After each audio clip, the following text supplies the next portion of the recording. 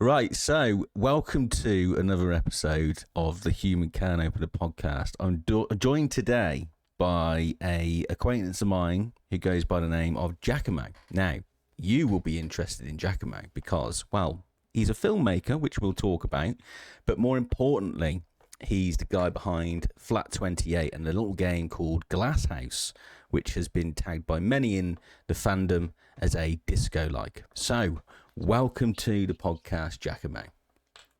Hello, everybody. And so we've been talking a little bit already. We've got ourselves relaxed, but what I really like to do at the start of these interviews is get a flavour for who the people are personally, Giacomo. Just talk about some of the things that make us all happy. And considering you are in the world of game development and a big fan of games, I have to wonder, what were your first experiences getting into games when you were a wee lad, Giacomo? Tell us about that. So, I need to recollect my mind just a little bit. I was born with a Nintendo 64 in my hands and a Banjo-Kazooie cartridge.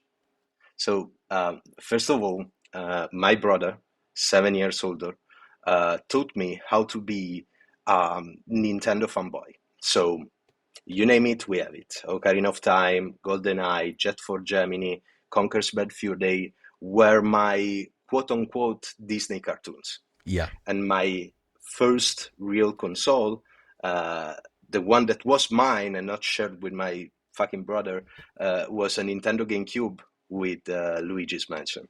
Oh, wow. Nice. So I'm Nintendo fanboy to the core. Nice. So, I had similar. So, like, when I was growing up, I guess it was the same for you. People either had a PS1 or an N64, right? That was the split back then. And I remember I was a PS1 kid, but I always remember going to friends' houses, particularly if they had GoldenEye, and being so jealous of what they had. Like, you'd just be around there all the time, because there was the novelty of having 4 controller ports as well. Remember? Yeah. And I think you had to like buy a multi-tap if you wanted to do that on PlayStation, and there wasn't really anything on PlayStation offering that kind of, like, you know, those old pictures you see the kids gathered around a shitty little CRT TV. You didn't get that as much with the PlayStation, did you? Yeah, absolutely. Especially because if I'm not wrong, the PlayStation 1 was built around mainly 2 controllers, but you needed one adapter to add 2 more. Yes. Yeah. Man, GoldenEye was such a masterpiece. I don't know if you know it, but GoldenEye was the first game to add a movable crosshair. Because really? before that game, you could only move on the axis, okay, and shoot with the crosshair stuck in the middle. But with GoldenEye, with the analog, you could actually stop and decide where to shoot. Oh, okay. And that was totally game changing for the genre. Plus, the multiplayer was amazing. I don't know if you remember, but there was that mode with the golden gun that was the pistol that you shot one and you killed. Yeah, that was amazing. Man, if I talk about GoldenEye, I have goosebumps. And the cool thing is that I really don't give a fuck about 007 at all. But that game was special. Rare was special, and it's not a mystery why when I cited the first 3 games that came to my mind, 3 of them were made by Rare. So Banjo-Kazooie, GoldenEye, and Conker's Bad Fur Day. I mean that you were also a big Perfect Dark fan as well. Yeah, absolutely. Absolutely. But I was a fan, but not a huge fan, because I am not a fan of the sci-fi genre. Oh, really? That's interesting. Yeah. I love when stories are told within the boundaries of planet Earth. Okay. Because I feel like more attached Yeah, to it. it's So, more relatable. Yeah, I get it. yeah, when it comes to Alien, to space jumps, I don't know. I don't care. I managed eventually to like the genre. I love Blade Runner. I loved Mass Effect, but every time a new sci-fi game comes out, I'm like, Mm. I need to be prepared for it. Like I was really saddened by the realization that the next Naughty Dog game was about to be a sci-fi game. Yeah, I was like, God damn it! it's a bit saturated market, isn't it? And it's kind of like it seems to be a catch-all for fans, I guess. Like Starfield was very much an invitation to people to like. I think there is a huge amount of people who love the idea of being in space all the time, right, and being able to explore these worlds. No, I'm a huge sci-fi fan, but I do completely understand your perspective. Like, I would much rather. I do think I lean towards your sentiment there. Like, when you find it's grounded, I think you can tell. Not that you like. You can still tell meaningful stories in space and sci-fi, but you know, something like True Detective, for example, works really well because it's like you could imagine it happening in the town over. Yeah. Yeah, but, absolutely. But it's only about taste because there's a lot of sci-fi things that I love. I loved Alien. Mm-hmm. I loved Solaris Mm. by Tarkovsky. I loved even the Sunshine, the movie from I love that Danny film. Boyle with Cillian Murphy. So I I can decide. I know what I don't like, but if I say to myself, Giacomo, you need to wake the fuck up and watch this thing because no matter what, if a story is beautiful, the story is beautiful. So I I know what I like, but I know also what I must accept in order to go beyond my tastes. Yeah. You've got a type, and I think that's fair enough. Just gonna just touch on the GameCube and Luigi's Mansion, which was another classic, and I really like just. So I think most people know by now watching this. I always like to say Ghostbusters is my favorite film, and when Luigi's Mansion came along, it was the first like time since that Ghostbusters game on the Master System. I don't know if you remember that. Yep. Where I felt that kind of magic again, like using your vacuum cleaner and going around and like sucking up the ghosts. It's such a great Nintendo twist on like a haunted house story and game, isn't it?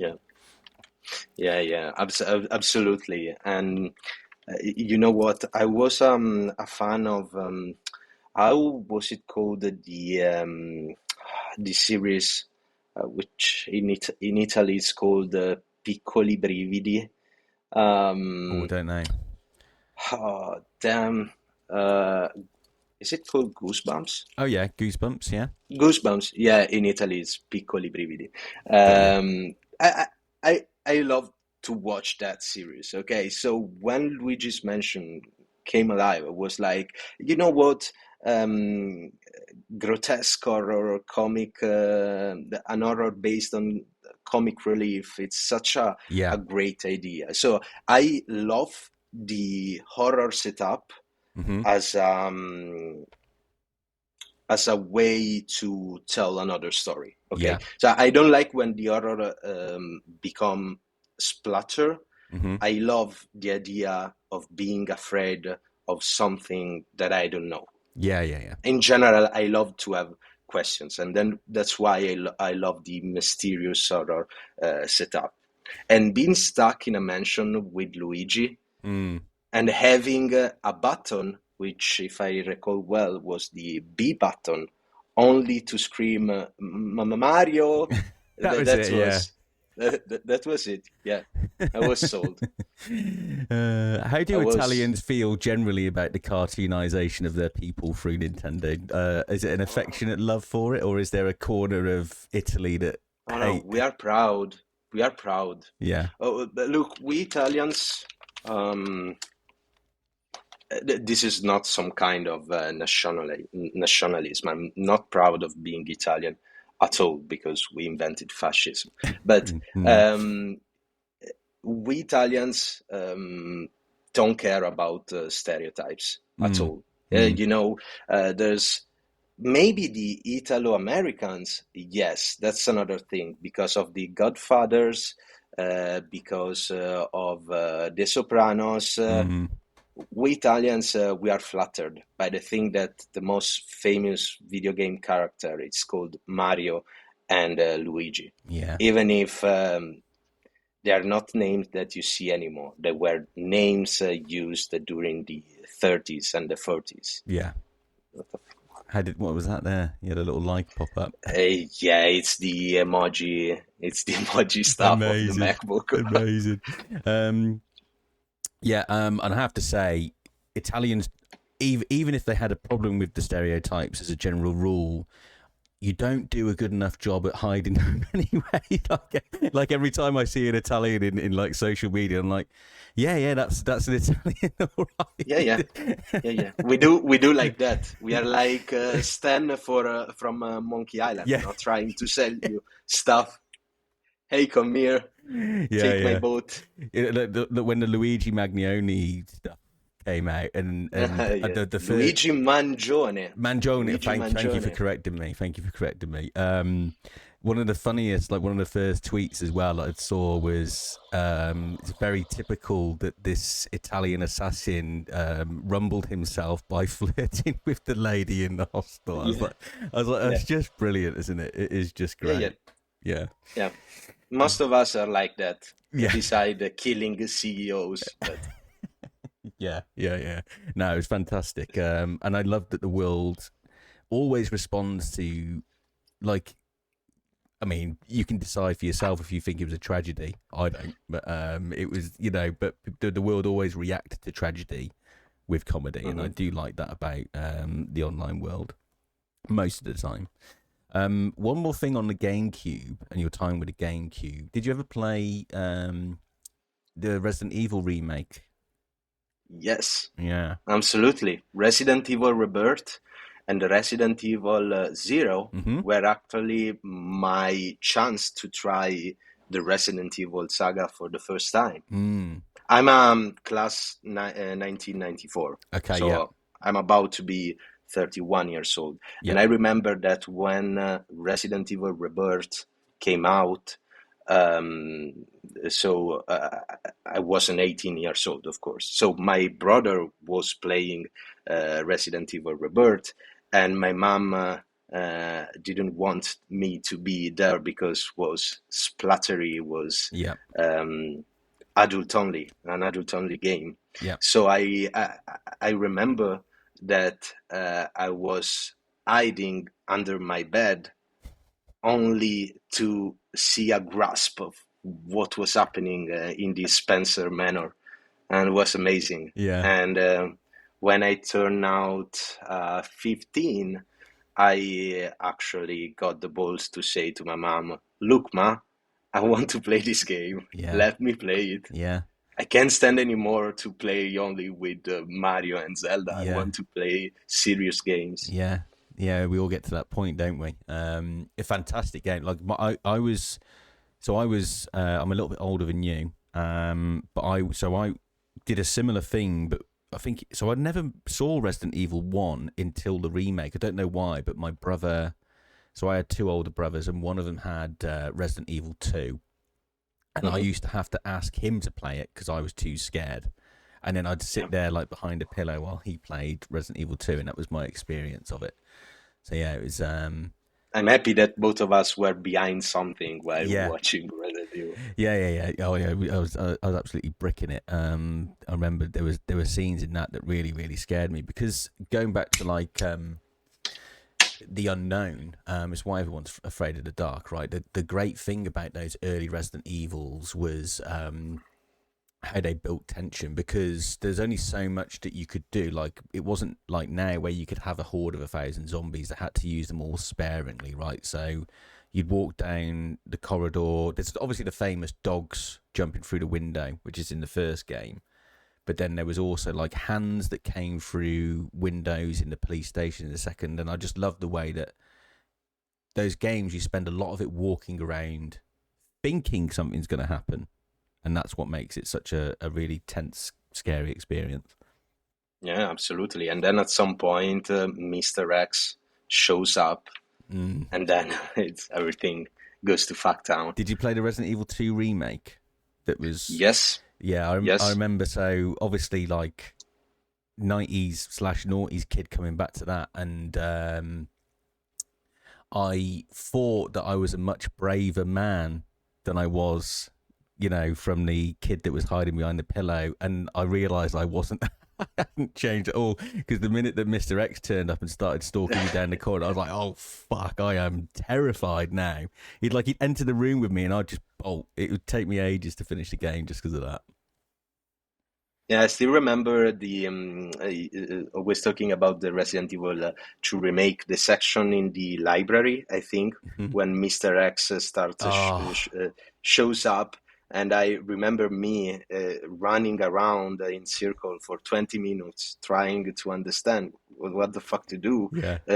Running up the stairs and down the stairs. And Yeah. that was amazing. It's amazing when you managed to feel hunted by someone like you were in the first 2000. Yeah. I don't know. They managed to make really a compelling remake. I think it's one of the best remakes ever. Agreed. Resident Evil 2. I can't say the same thing about Resident Evil 4 and 3 though.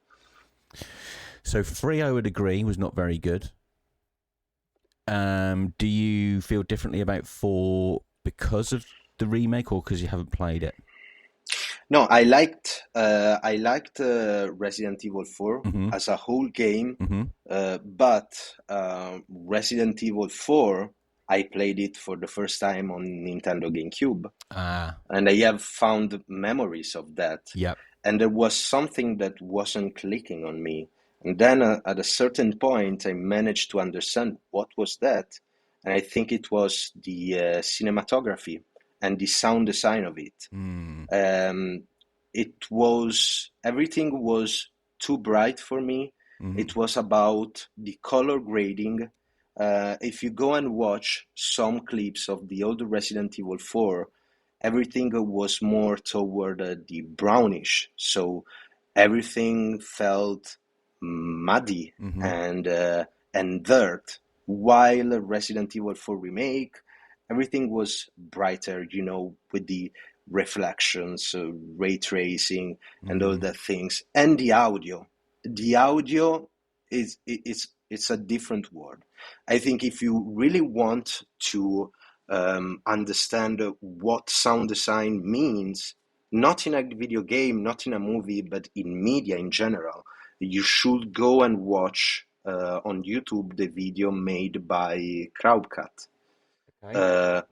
Basically, in that video, you understand that it's not that the sound design of Resident Evil 4 is bad, but you can clearly see that the art direction behind it, it's so much different. In Resident Evil 4, the original one for GameCube or PS2, there's always a mumble on the back of your head. There's like a white noise that never stops for the entire game.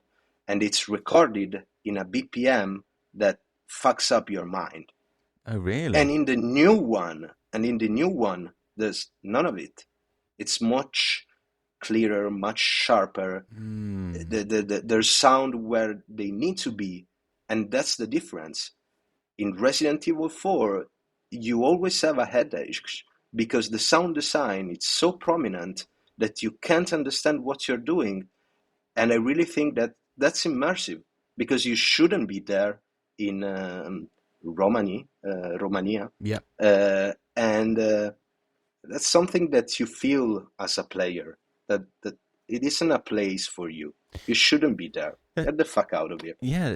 Do you know, a friend of mine is a huge Resident Evil 4 fan as well, and I think he'd agree with you, actually, because he had similar feelings on the remake. And I think why... So I really liked the remake, but the difference between you and I is I definitely didn't love Resident Evil 4 the first time around at the time. I remember at the time my expectations and what I liked about Resident Evil games in general were the slow stuff, like a lot of the... Yep. So I was immediately put off by the more action-focused Resident Evil 4. I enjoyed it still think it was a great game, and obviously it went on to change what lots of third-person action games would look like with the over-the-shoulder stuff and everything.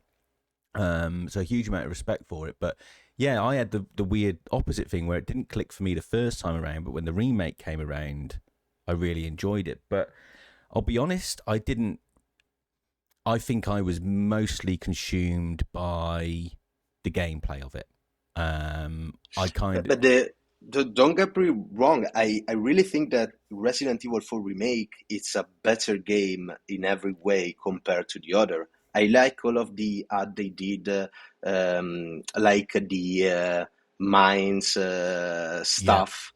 It was really weird running with the mine cars like in Donkey Kong Country. That's it, yeah. But it's a classic B movie Resident Evil thing. So I think that even it's a new thing, it's really faithful of the original trashy movie kind of genre. But it's the art direction. The art direction it's so much different.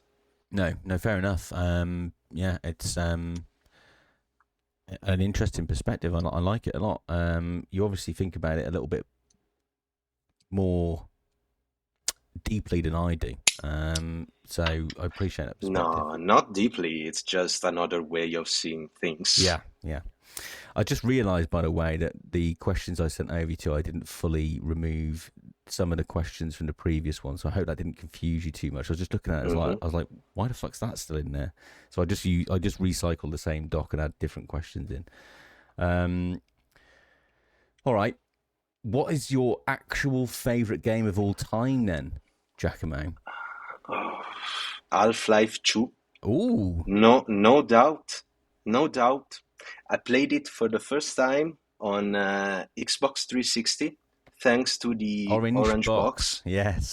And if I'm not wrong, there was also Team Fortress 2 and Portal 1. Correct, okay? Yeah. I remember being enraptured by that dystopia of Eastern European industrial architecture. You know, I remember vividly how I was kidnapped by the Ravenholm section when the game suddenly became horror. I remember asking myself, what the fuck? So even video games can move beyond their genre of reference? So I remember, because that was a kind of a movie thing, no? Yeah.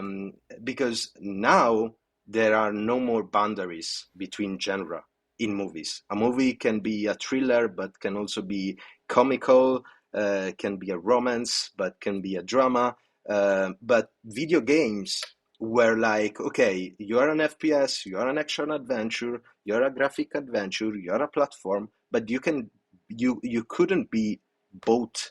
And that was the cool thing about the pacing of Half-Life 2. I remember, the priest above the balcony with the shotgun yelling at you to follow him, while you with a gravity gun were exploiting the environment to survive this neighborhood forgotten by everyone, by all but zombies. It was simply magical. Yeah, it's a great way of putting it, actually, because anyone who's played Half-Life 2 and comes away without a high opinion, I think you've got to be mad. Maybe modern kids these days might not appreciate it, but at the time, absolutely, you hit the nail on the head there about this genre switch up, because everything that you do expect, even going into Half-Life 2, you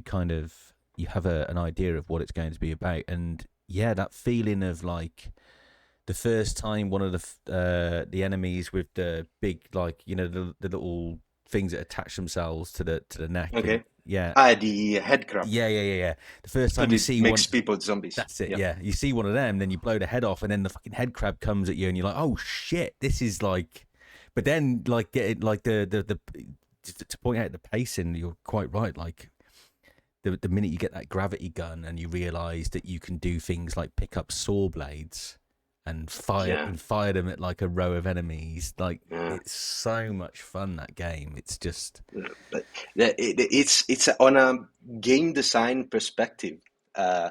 Stop me if I delve too much into game design go for it. stuff, but it's amazing. It's amazing when not ordinary stuff strikes into ordinary. So Half-Life have a pacing in which it teaches you something, you play with it with 2 hours, and then they add something that completely changes the paradigm. So imagine when for the first time you understand that you can pick up object like a brick, put it on a wooden plate or something like that, and then you understand that the physics work in the game. It changes completely the level design of the game, and the level design becomes a lot vertical. And I love when I'm not a huge platform guy, but I love when games does platform out of a sudden. Okay. Yeah.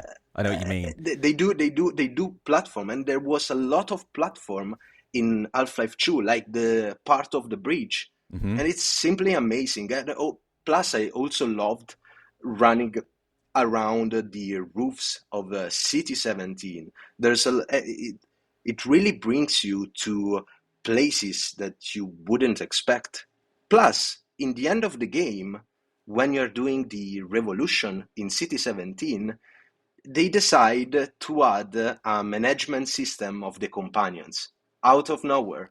Now you are in the end of the game, you believe, well, that's it, that's all of our cards. And then, no, fuck you. We also have another gameplay mechanics to teach you. Yeah. And it's the fact that you can decide to tell to a soldier to go up there, shoot to the helicopter. That's amazing. They have so many ideas, and they managed to wrap it up in such an elegant way. You're making me want to go and play Half-Life 2 now. Yeah, you should. I do that like every 3 years. Yeah. I need to go there, and Half-Life, it's my favorite game, but I also believe that it's the best game ever. Yeah. And I still believe that it's the best FPS ever. Absolutely. And the cool part is that I'm not much into FPS. Still, it's my favorite game. My favorite genre is the RPG, or the RPG. Yeah.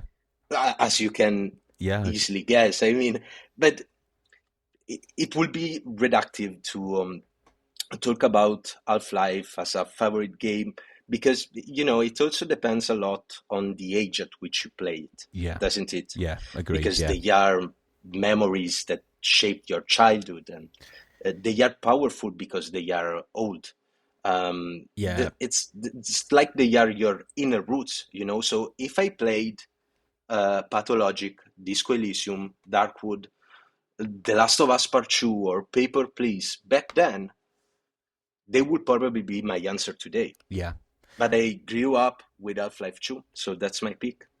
Yeah, and I'd also argue, actually, the games that you listed there require the journey of becoming a grown-up, to be honest. Like Pathologic, I know you recommended that to me, and I still haven't played it. Disco Elysium, you show that to a 12-year-old, like I would have been when I played Half-Life 2. It's not going to resonate, right? The fact that the fact that Half-Life 2 was around at the right time for all of us. I do count myself very lucky, and it's interesting you touch on nostalgia, because I shared Disco Elysium, and I know I've got biases, and what else is the Disco Elysium guy going to say? But I said the main menu is the best that's ever been made, and people quite often respond with the Half-Life 2 one. And I know that I disagree. I personally think the only thing that you could have that appeals to you about Half-Life 2 main menu is that the nostalgia that it brings, because it is just a still, right? It's just like a scene from part of the game's environment. It's not. Well, it's one of the most beautiful landscape, the center of City 17, but there's no music. There's only the voices from the megaphones that tell you, citizen, go to your houses That's and it. things like that, Yeah.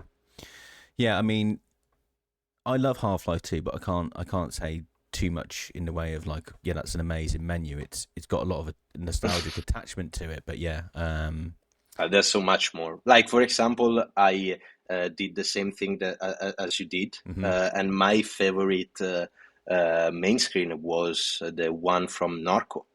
oh yeah, that's beautiful actually. That's those man, those Mustaks. Yeah, I could really chill for yeah. hour in front of those with that jazzy music. The music's It's really perfect. brilliant. It's Yeah, up there with Disco Elysium River Show. yeah.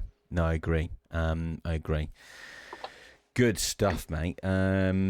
Right, so forget the two questions in between this. So your game we've established, but let's go. You can name one book, one movie, one musical artist, and one TV show to everyone listening. So, what's a book first of all? And I know I'm guilty of not giving you much time to think about this, so apologies for that. But yeah, what springs to mind, mate? Time is the most important thing, so I get it. I'm just taking time while I roll my next cigarette. Yeah. I would say as a book, I would suggest the Brothers Karamazov. Okay. By Dostoevsky. Definitely. We're talking about existentialism, fate, family, love. Those three brothers taught me more than my high school professors. They were so different, three magnificent, wonderful archetypes that I still need to see translated to a video game. One it's more physical, irrational, Dmitri. Then you have Alexei, which is a priest, so is in love with his fate. And then you have the other one, Ivan. That it's more rational and it's an overthinker. And it's amazing how the conflicts help to raise a lot of questions. It's a book that doesn't give you answers. It only helps to represent a mirror to the society of back then. And it's amazing. I'm not, when I delve into a book, into a video game or a movie, I'm not looking for answer. I'm not looking for answer. I'm looking for questions. That's books in a nutshell, right? That's critical thinking is the one thing that it's supposed to generate in people, right? So yeah, absolutely. Because I'm curious. Yeah. So I want to reach a point in which I have my point of view. I study. But first of all, I need to understand what I need to discover. And that's why I prefer questions rather than answers. I usually say that you get to know a person not by his answer, but by the questions. Yeah, I like it. I could say that I think I can understand what archetype of person you are by the questions that you brought for me today.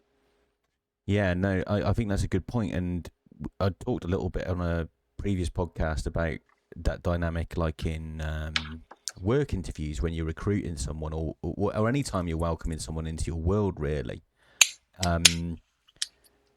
So when I've interviewed people, I wasn't necessarily after a correct answer, but I was curious how they got there. So I do like how people's thought processes and how and to your point, the questions they ask about the question, right? And how they kind of go through those steps. So yeah, I'd agree with you. I will say I've never read a single word of Dostoevsky to my shame, but I've made a Not note a of. problem. Not a problem. Yeah, You can do that until you die, yeah, so I not know. a Yeah, but problem at I all. do feel like I have to read more, especially as more and more people, like when Jem Kobo came on, he was talking like all kinds of books that would just Yeah, the classic book, no? yeah. But I get that. Like, Hyperion, right? Yeah, yeah, at some point you talk about philosophy. Like for me, for example, I'm a huge fan of Hobbes yeah, and Sartre, yeah. and I love to read a political manifesto. Mm. And I'm not going to say that, well, my favorite book is The Capital by Marx, but Yeah. like for example, for a certain game that make I'm making, I studied a lot the manifesto of Öcalan, Okay. of the PPK, no, so Yep. of the Kurds, Hmm. and that's really fascinating to understand how they are trying to build their community around the democratic confederalism, Mm. because they don't want to have nation or a state. They rather want to have a decentralization on like there are no the state, quote unquote state, what was left of that state, poor people, it's made by cities that have a local self governance. Hmm. So the idea is that if these cities have local self-governance, there is more direct democracy, Hmm. because they are part of the same state, but they have direct democracy because the man in charge, they need to respond to a smaller group of people. Hmm. It's not like you have one president that speak for everyone. That will not represent everyone, right? Got you. Yeah. That's our case, but that's the experimentation that they are doing, and I find it truly fascinating. Yeah. I was. And that was my main inspiration behind feudocratism, Yeah. which is in Glasshouse. Yeah. It's interesting you referenced the idea of a president and the representation of that president, because I was going to say, I was like, that devolution of power split across cities doesn't sound too different to things that exist already, right? You could make comparisons, and this is me asking the question, I suppose, and how Mm-hmm. you view it. So like, and you kind of touched on it with the presidency thing, I guess, but like states in America are kind of mini democracies, right? You have like Mm-hmm. county law, city law, state law, federal law, and all the rest of it. Even in England, I mean, it's not real. But then even like as I'm saying these things out loud, I know that they aren't the rule that rules all, because no matter what you put through the state, it's got to go through. Eventually, it'll go through the door of a very much a Republican ruled state. Mm-hmm. Similarly, in the UK, no matter how much devolution they provide to councils, or for example, Scotland and Wales, Mm-hmm. there is still a Labour Party which will kind of dictate the final say on all of those matters eventually, right? Particularly serious ones. So, yeah, how do you view the difference between those things? It's a lot. It's a lot different, actually. Well, like just an example. Hmm. Okay, the Brexit, your beloved Brexit. I Yeah, don't think every one of you wanted to go out of Europe. Okay, from what yeah, I know, Scotland wasn't too much into it, and yet, correct. Yeah, and yet, yeah, I'm into foreign politics. Of course, I love to watch what happens with my neighbors. Mm-hmm. That's the thing. You No. have you have a party, the Tory party, that represents you, and in the end of the things, at the end of the day, they will decide for you. But with democracy, confederalism, it's different because you don't have a centralized power. They are autosufficient communities, and they interact with each other, which is different also by the federal system of United States, Mm-hmm. because all of them they think for themselves. Yes, they have a main constitution, but they don't collaborate. They think about their taxes. They think about to Different how laws. Yeah. ban the constitution with the abort stuff and such. With the PPK, it's a lot different because there's a manifesto. There's not a president. There are only people, and decisions are made collectively by the people through local assemblies. So if you are talking about a smaller pool of people, it's better to grasp the will of the people. That's the idea behind it. Of course, it works there because it's a small chunk of country, okay? Mm-hmm. But I think that would be different. It will be really interesting to understand what could be the post-capitalist era, No, because I do believe that what we have now today is the best thing that we had so far, only because we didn't have war in our country. mm-hmm. That, of course, the cost of our peace was the war for the others, but for us was a rather stable times. Okay, but I think that now that the Ukraine things is happening and all of the shift to right of our of Europe and the States means that something is happening, and this capitalist system it's not working anymore. So all we go toward the um, oligarchic democracy Mm-hmm. like Russia, or we Mm-hmm. go to um, um, autarky like in China, or we try a different route. What could be that route? What if we go to a more decentralized system? Mm. I don't know, maybe an ultra democratic, no liberalism, direct democracy, with the lessons that we learned during this globalized era. I'm not saying that would be the path to follow, but I think that the It's a time is fascinating right to think prospect, isn't it? about what could happen, because Mm. this is going to change. So the only thing that we can try to do now is to acknowledge the fact that the system is not working anymore, and things changes. We need to change. We need to uh, do an evolution or a de-evolution, something like that. But it's going to change. Sooner or later, it's going to change. So let's try to think about what could be another another part to follow.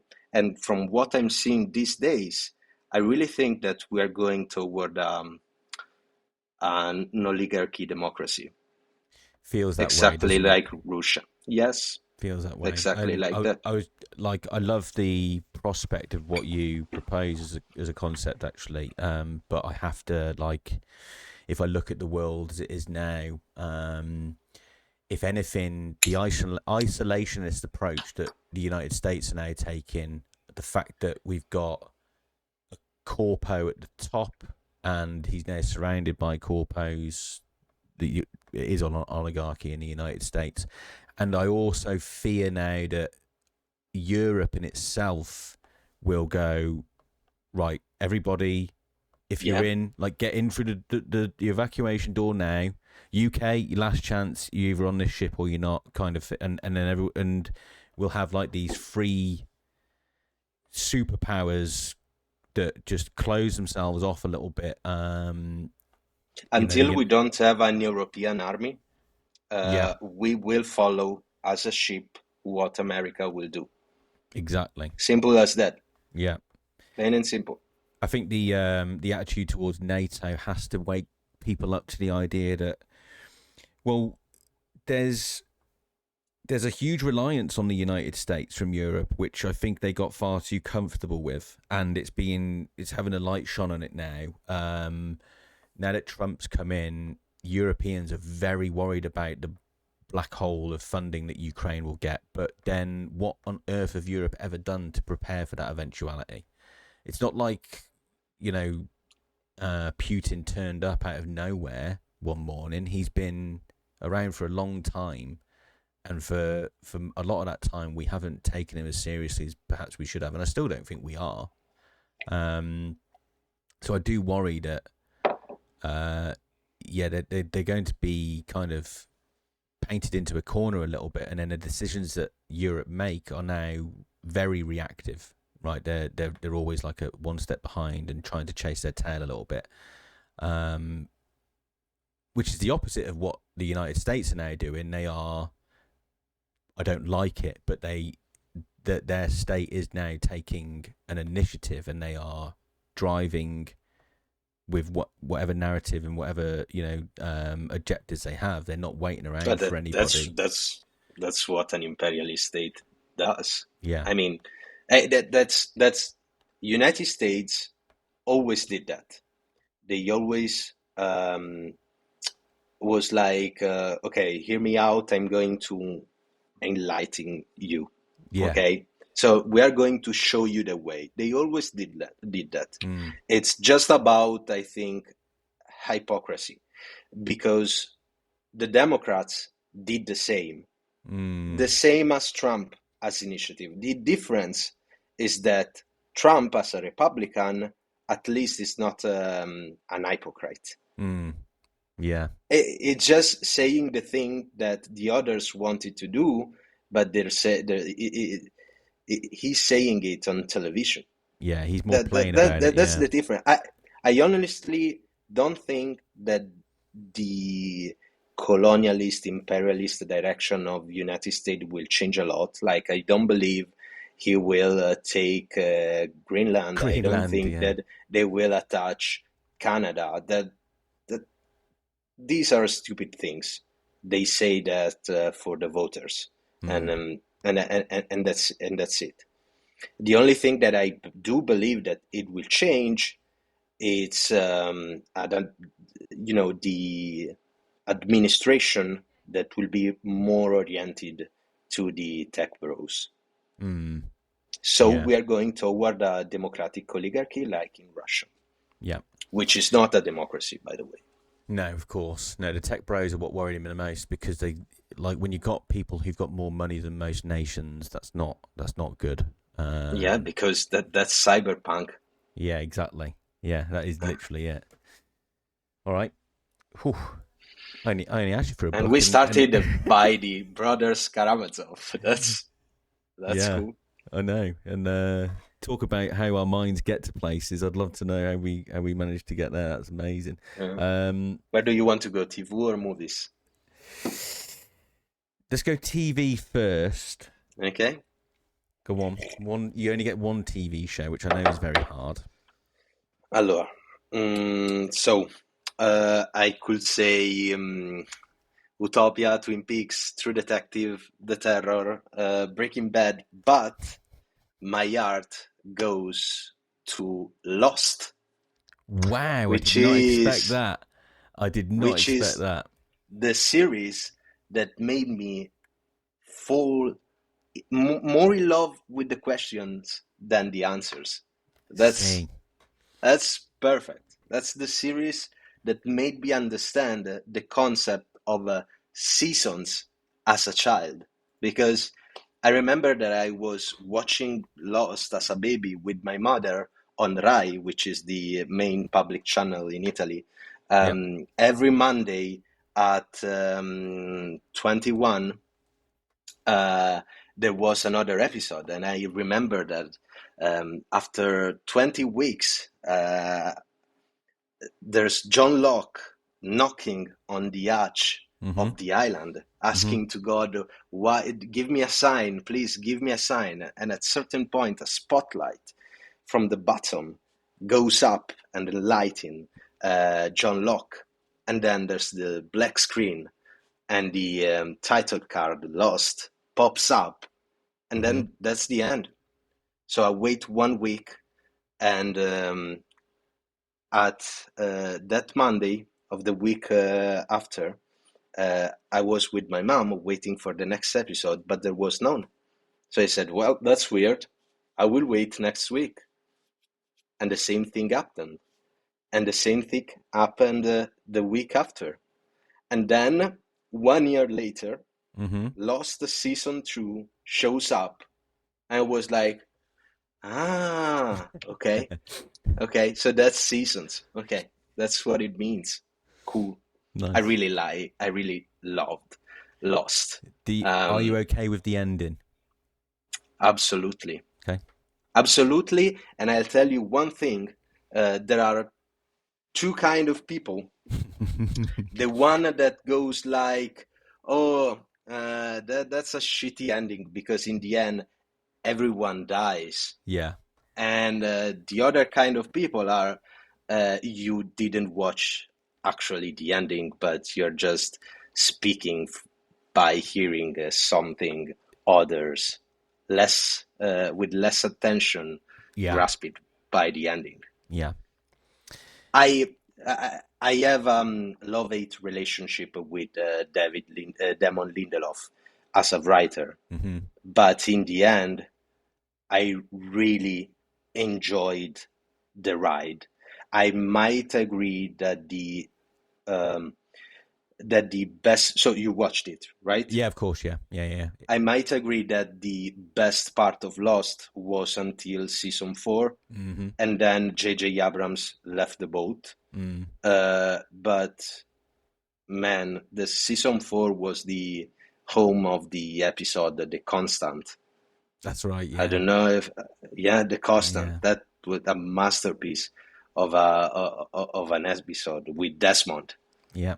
That was the highest peak reached by Lost. But I think overall that the ending, philosophically, even if it's a little bit religious for my tastes, and I'm not so much religious, I think it was a wonderful conclusion for the characters. And the last frame of watching Jack Eyes looking at the airplane, like the first shot of the first episode of Lost, I truly think that it was magical. Now, it's the same thing with Half-Life. Okay, Lost is a thing about childhood.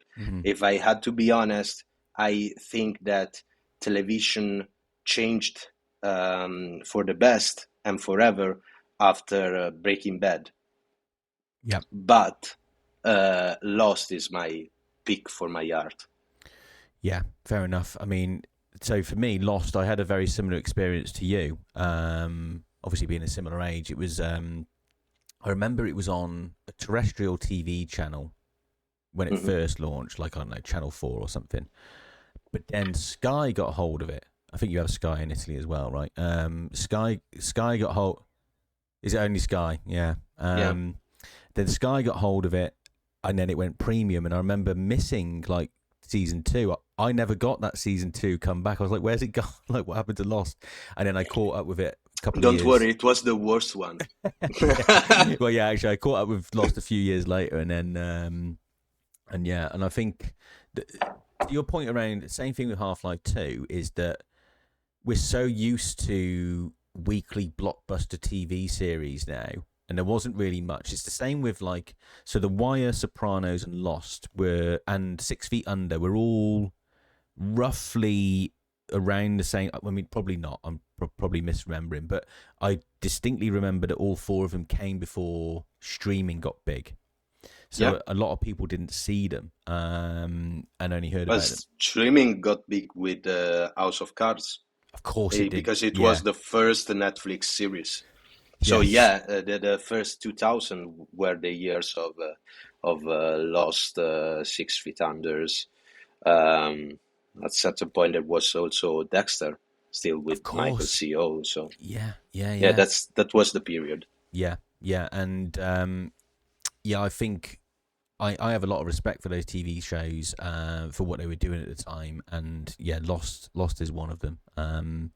Like like I said, we get it every week now, these blockbuster shows, but they were really, really like pioneering back at the time. Like people weren't seeing TV done in that way, apart from maybe like Twin Peaks, for example. Yeah, because it was a soap opera. Yeah, Before Lost, and also Lost was a little bit soap opera, but if you think about one of the great series of all time, Twin Peaks, even David Lynch said that his idea was to make a strange soap opera, but it was still to the core a soap opera. mm, And yeah, that's brilliant. But with Lost, for the first time, in terms of uh, production and budget, we were moving toward a movie budget, a movie yeah. kind of production. So we had the production buying the island for 7 years, Is buying that the what they island for did? 7. Yes, they bought an island in the Hawaii. ABC did, Yeah.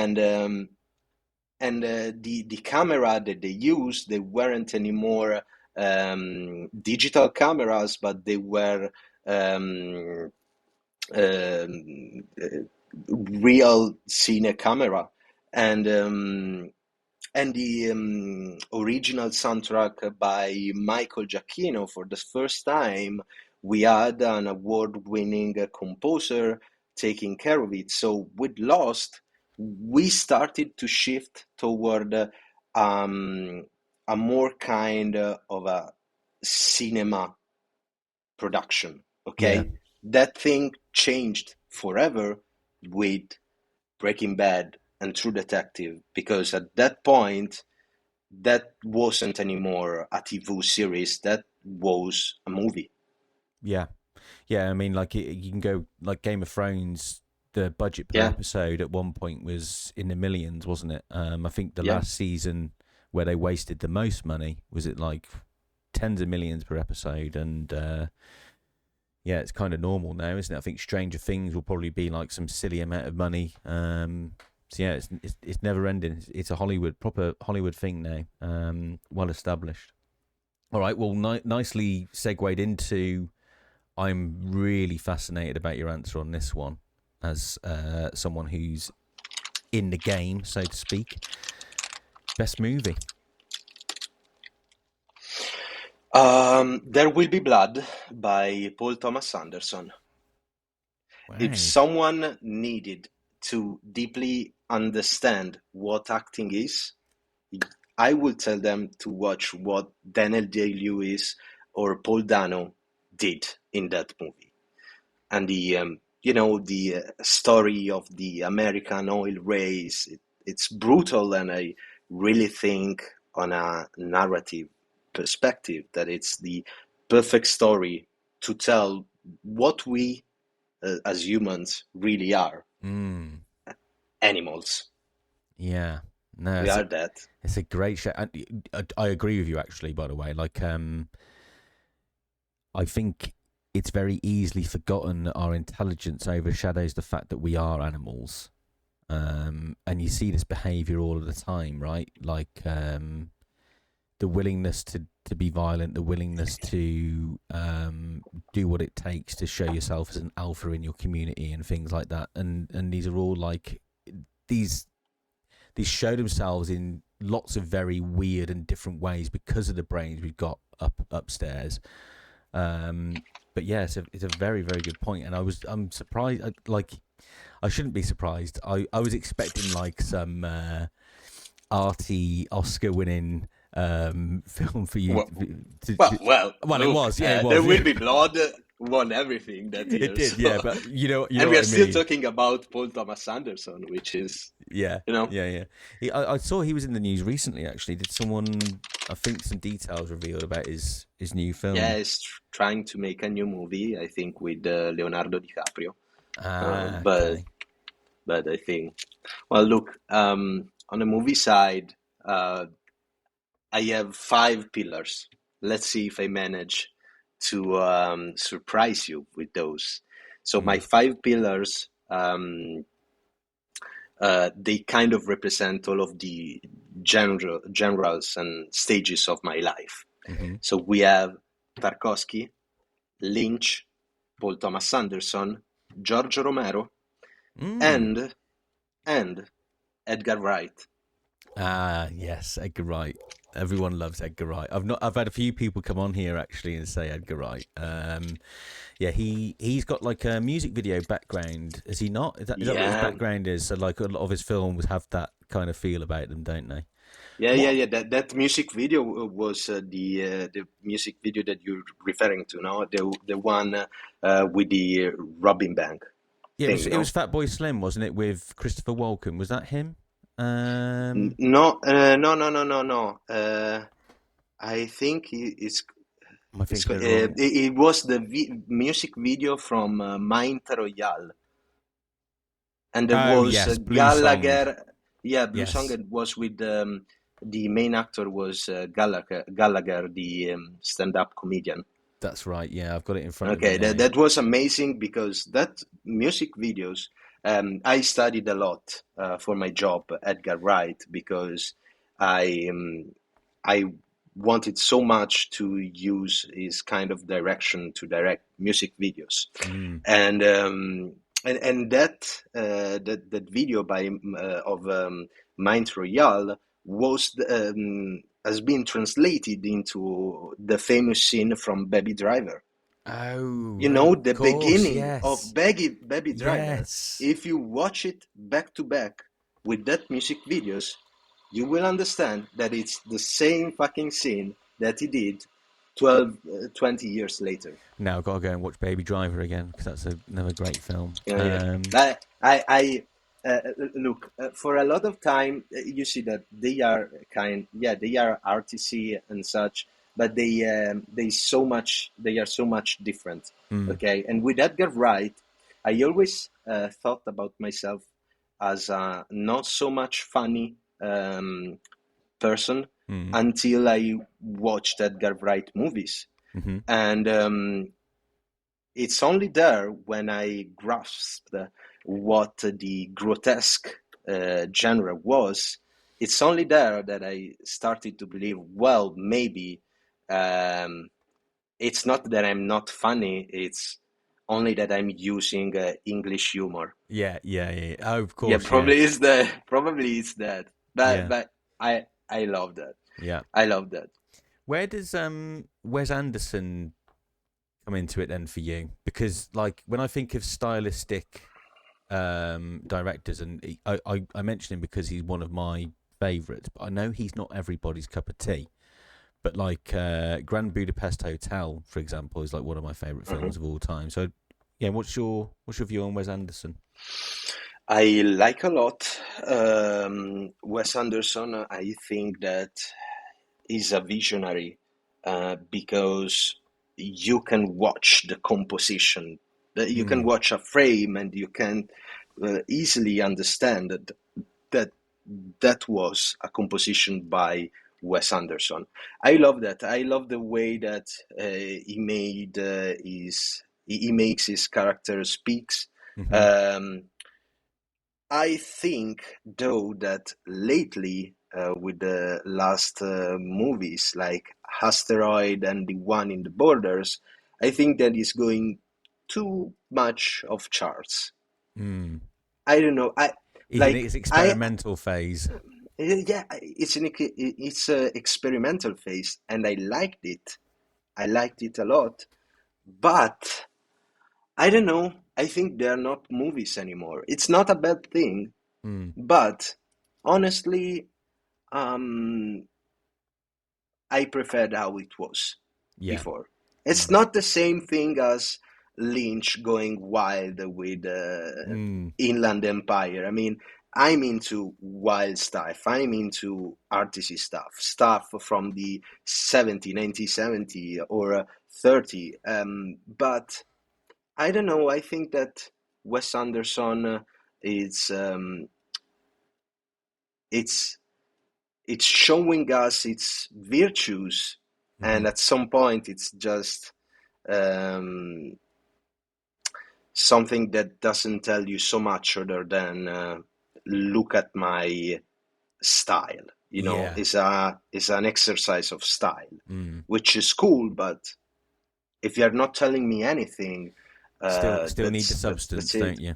Yeah.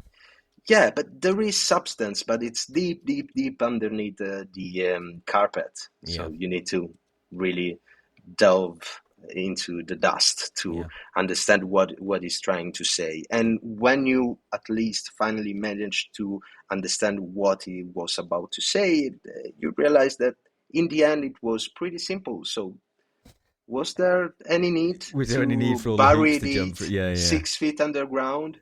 I mean, Yeah, I get it. No, I was fascinated because you have a very, very interesting perspective, especially on cinema. Okay, last one. Musician, band, or artist, delete as applicable. As long as they make music, they count. huh.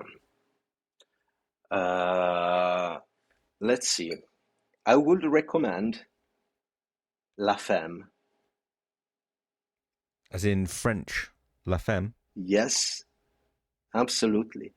I'm a lot into French stuff like La Femme, Video Club, uh, Trying, Mathieu Reynaud.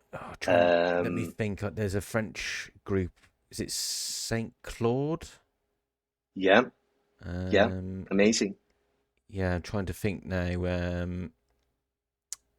The name of the album. Yeah. Oh, sorry, got it the wrong way around. Christine and the Queens. I was thinking of. Hmm? Okay. Yes, and the song There's Saint Claude. also the Imperatrix. Yes, that's it. Amazing. And Yeah. I don't know if you want to move over French, I would recommend lately something that I'm really getting into, which is um, oh fuck. Um, uh, I need to look it on YouTube. I don't know why I don't remember it. Uh, Is Italo disco still no, no, no, alive? no, no, no, no, no, no, no. Yeah, Black Country, New Road. Okay. Absolutely. That post-punk jazzy thing that I really love. Yeah. And I will recommend it. Nice. I've just I have written down every single one that you've done, and I promise I will follow through. I try and do all of the everything that people recommend to me. I do try and get round to it at some point to appreciate it, especially What kind of music. music are you into? Oh, now that is a broad. So I'll give you a quick flavour of my journey through Yeah, music. yeah, I Right. don't have a genre Yeah, either. yeah, yeah. I listen to everything, You literally. know, I always think I listen to a bit of everything is a terrible answer to the question, what music do you like? Because you've just avoided the question because Nah. you've not shown me that you're like passionate about a particular thing. But I Nah, do I don't think think that so. I don't think so. There are no genre anymore in the no, art. So no, I think, no. I was gonna say I'm wrong to say that. So my journey. So when I was a little kid, and I mean a little kid, I was really into Michael Jackson. mhm, Who isn't? And then Spice Girls and shit like that came along in the mhm. '90s, which I was, susceptible to. But I remember I was 12 years old, and for the first time, I saw my older brother on a set of Technics 1210s turntables, and he was playing the original happy hardcore version of Shooting Star, which was a big club anthem. Oh, yeah. And he introduced me to what DJing was, and I worshipped my brother, and like I was like, I'm in. So I got really into Okay. DJing, like really hardcore rave stuff between about Kraftwerk.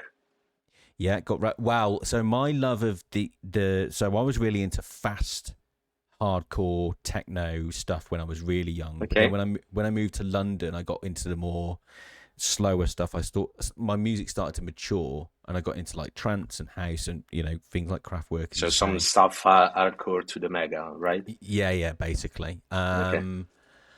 And that went on for quite a while. I got more into like I used to be like a big festival / rave goer right up until probably about just before lockdown when COVID came.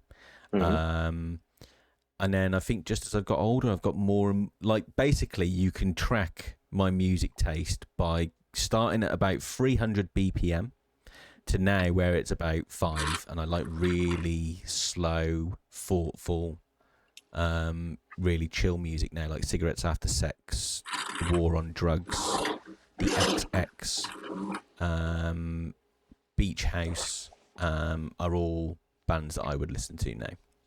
Sea Power, Hmm. of course, but I have to say Yeah. it. But I do like Sea Power. I'm Yeah. going to see him in April, so yeah, no, I think very broad. Yeah, go on.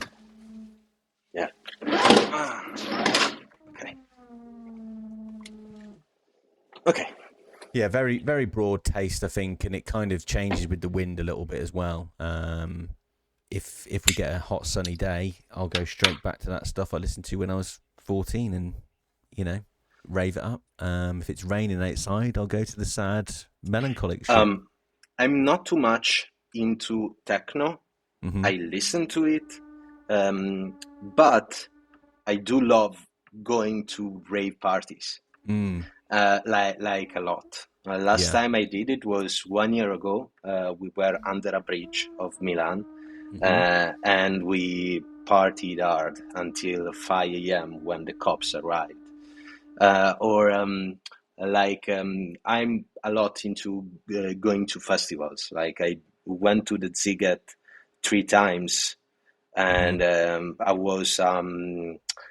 was always in the Colosseum doing weird stuff of music that I couldn't understand. But when you're high as fuck, that everything is Exactly. fine. It doesn't matter, Everything does is it? fine. I mean, it doesn't Yeah. matter. Doesn't Exactly. music matters though? So Oh yeah, it's like it's the most important thing in the world at that yeah. point, isn't it? Yeah. No, I've been under many similar bridges over the years, waiting for the police to tear us out. Yeah, good fucking times, Giacomo. So do you listen to Chemical Brothers? I love Chemical Brothers. Yeah, of Okay, course. so Yeah. I'm going to tell you one thing that will take back also the TV stuff, Mm-hmm. and it's a suggestion. So Tom Rowland from Chemical Brothers Yep. did the original soundtrack for an Italian TV series which is called M, Son of the Century, which is the story about Benito Mussolini.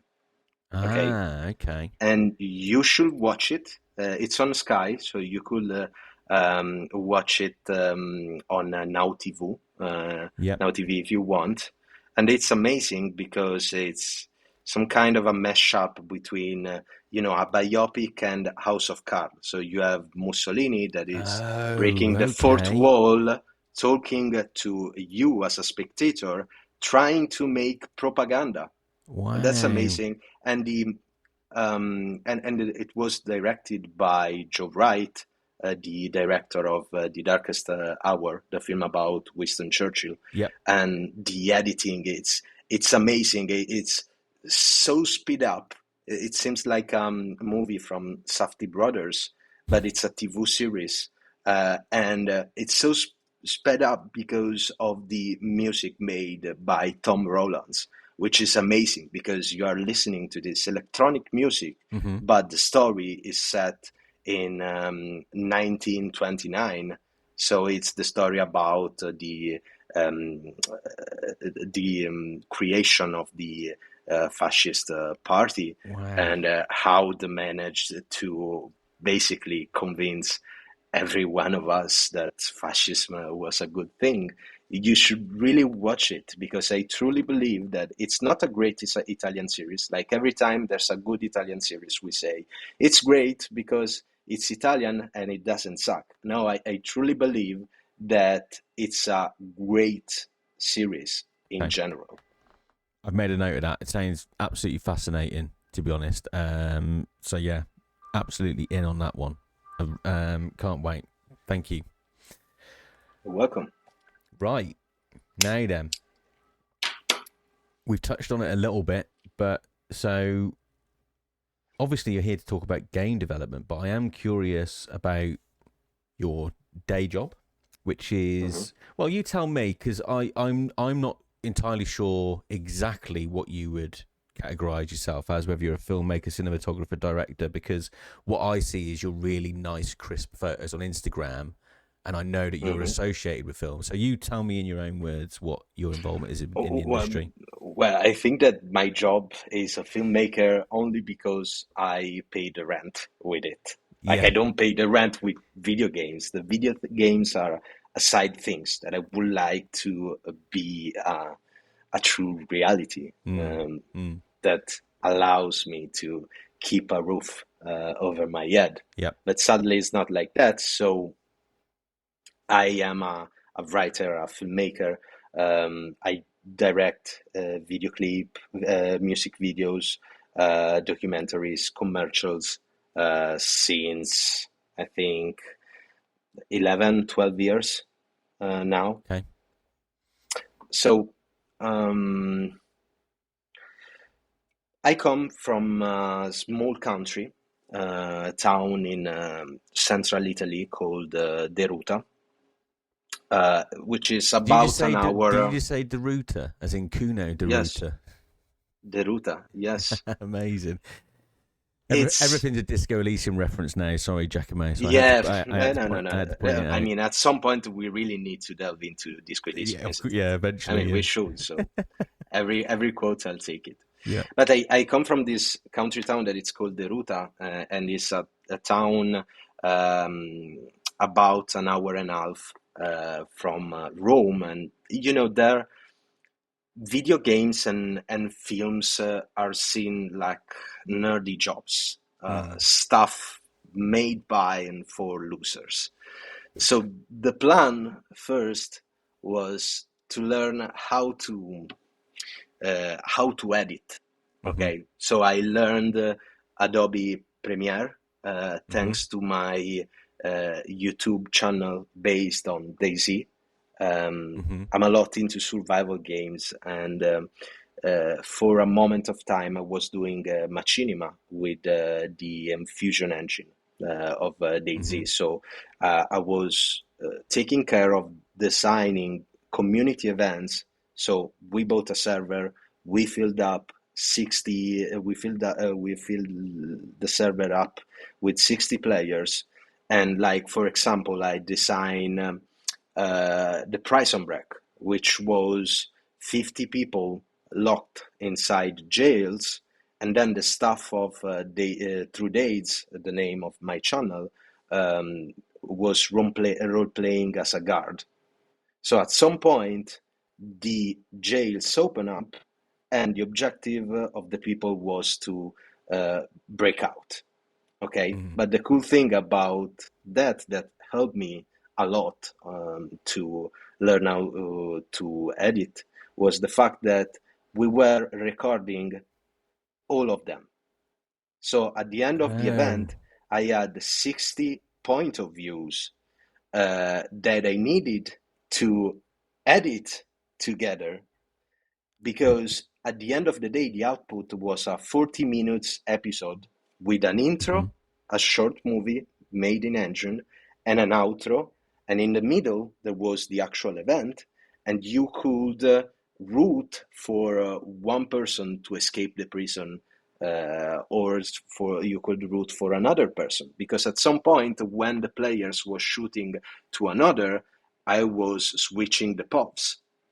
Got So you. it helped me Yeah. a lot to edit, to use the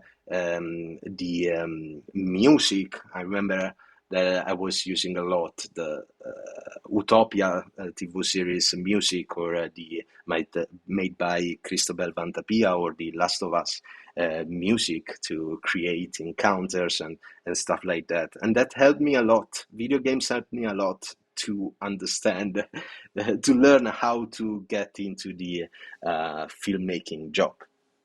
So after that, there was no job as a video maker because we started as video maker. There was no job as a video maker. Video maker is someone, the difference between a filmmaker and a video maker is that the video maker basically do everything, okay? But the filmmaker has a role. You are part of a troupe, and every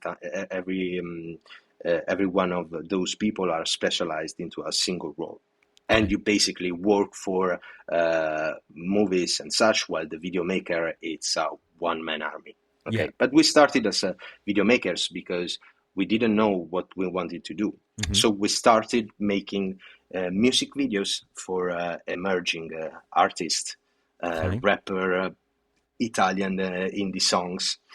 I was already a director at that time, but like in any collective, it mostly depends by the project you have.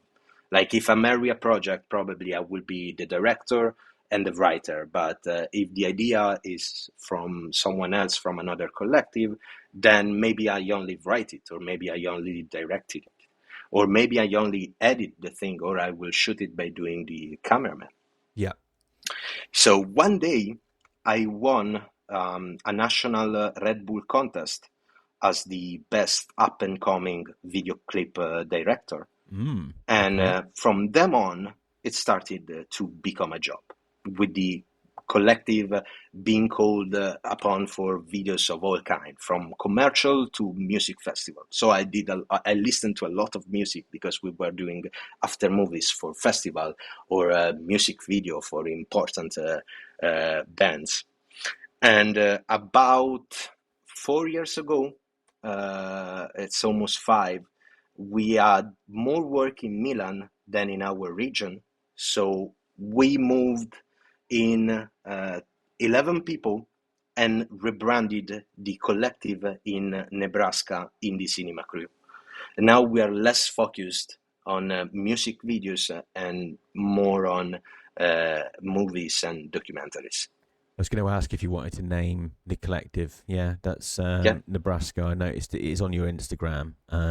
Yes, you can search it. You can search for it on Google, and you will see our website with all the works listed. Or if you want, you could also watch me on Vimeo. I have a showreel of the things that I directed. It's updated to the 2023. I should update it, but I don't have time because I'm also making a video game. So yeah, of course. And now I know any links that you want as well. I'll include in the description, mate. We'll make sure everybody gets that. So make sure you check the description.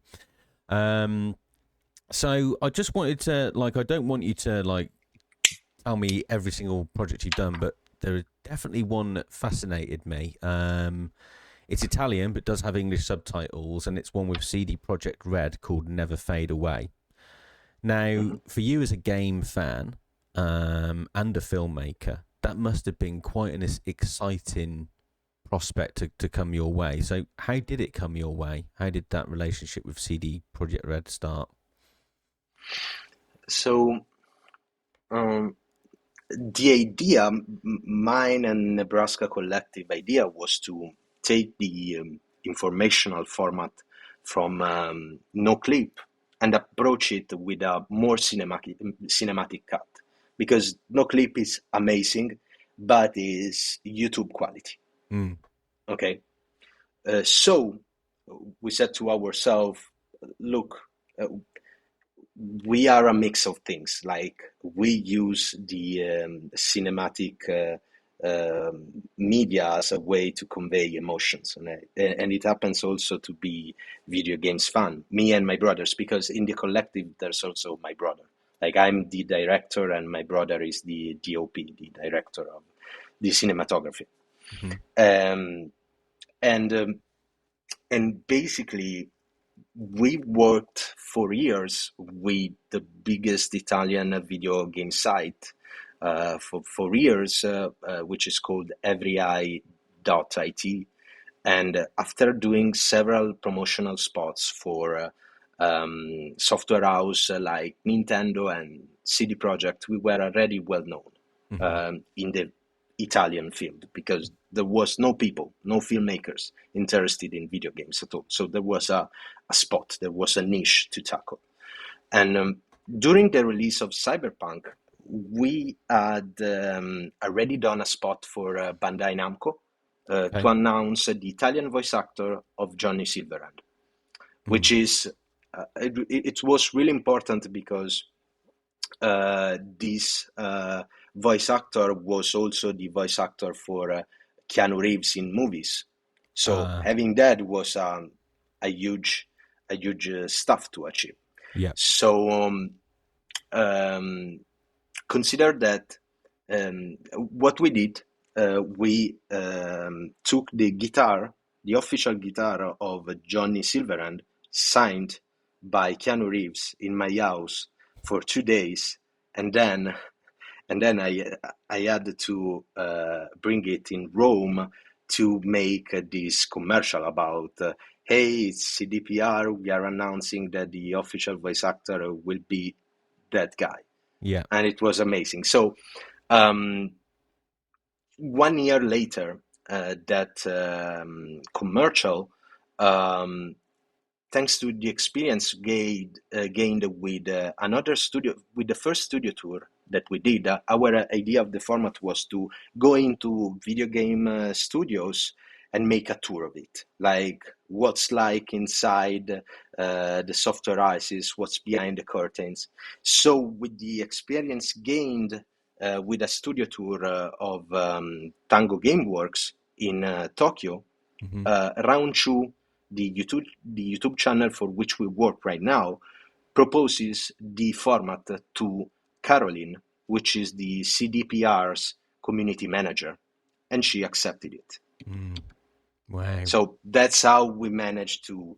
We did a lot of in this field. It's called speculative work. Like you use your funds, you fund yourself in order to make a pitch for the format, and then you propose it to the software houses, hoping to receive money. And in the end, we didn't receive any money for CDPR because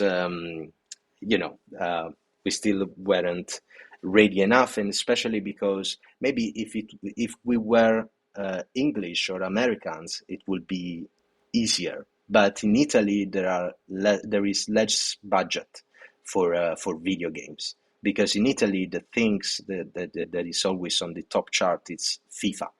So when it comes to other video games like Sony games, From Software games, yeah, people buys it, but it's such a small country, so it's not big numbers that help a publisher to allocate big enough budget to do a production like ours. So we invested our money in order to make the format stronger. Yeah.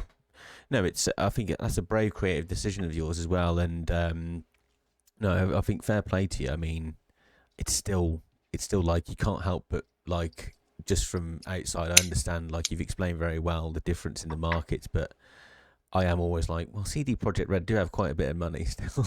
Yeah, they probably could have given you a bit, but I guess there's different reasons, etc. Interesting. I just touching on the fact that, of course, I'm very used to speaking to. I get a lot of Americans and people who don't like football and wouldn't even call it football. It would be called soccer. Are you are you a full Italian football mad person or not? I don't give a fuck, a single fuck about football.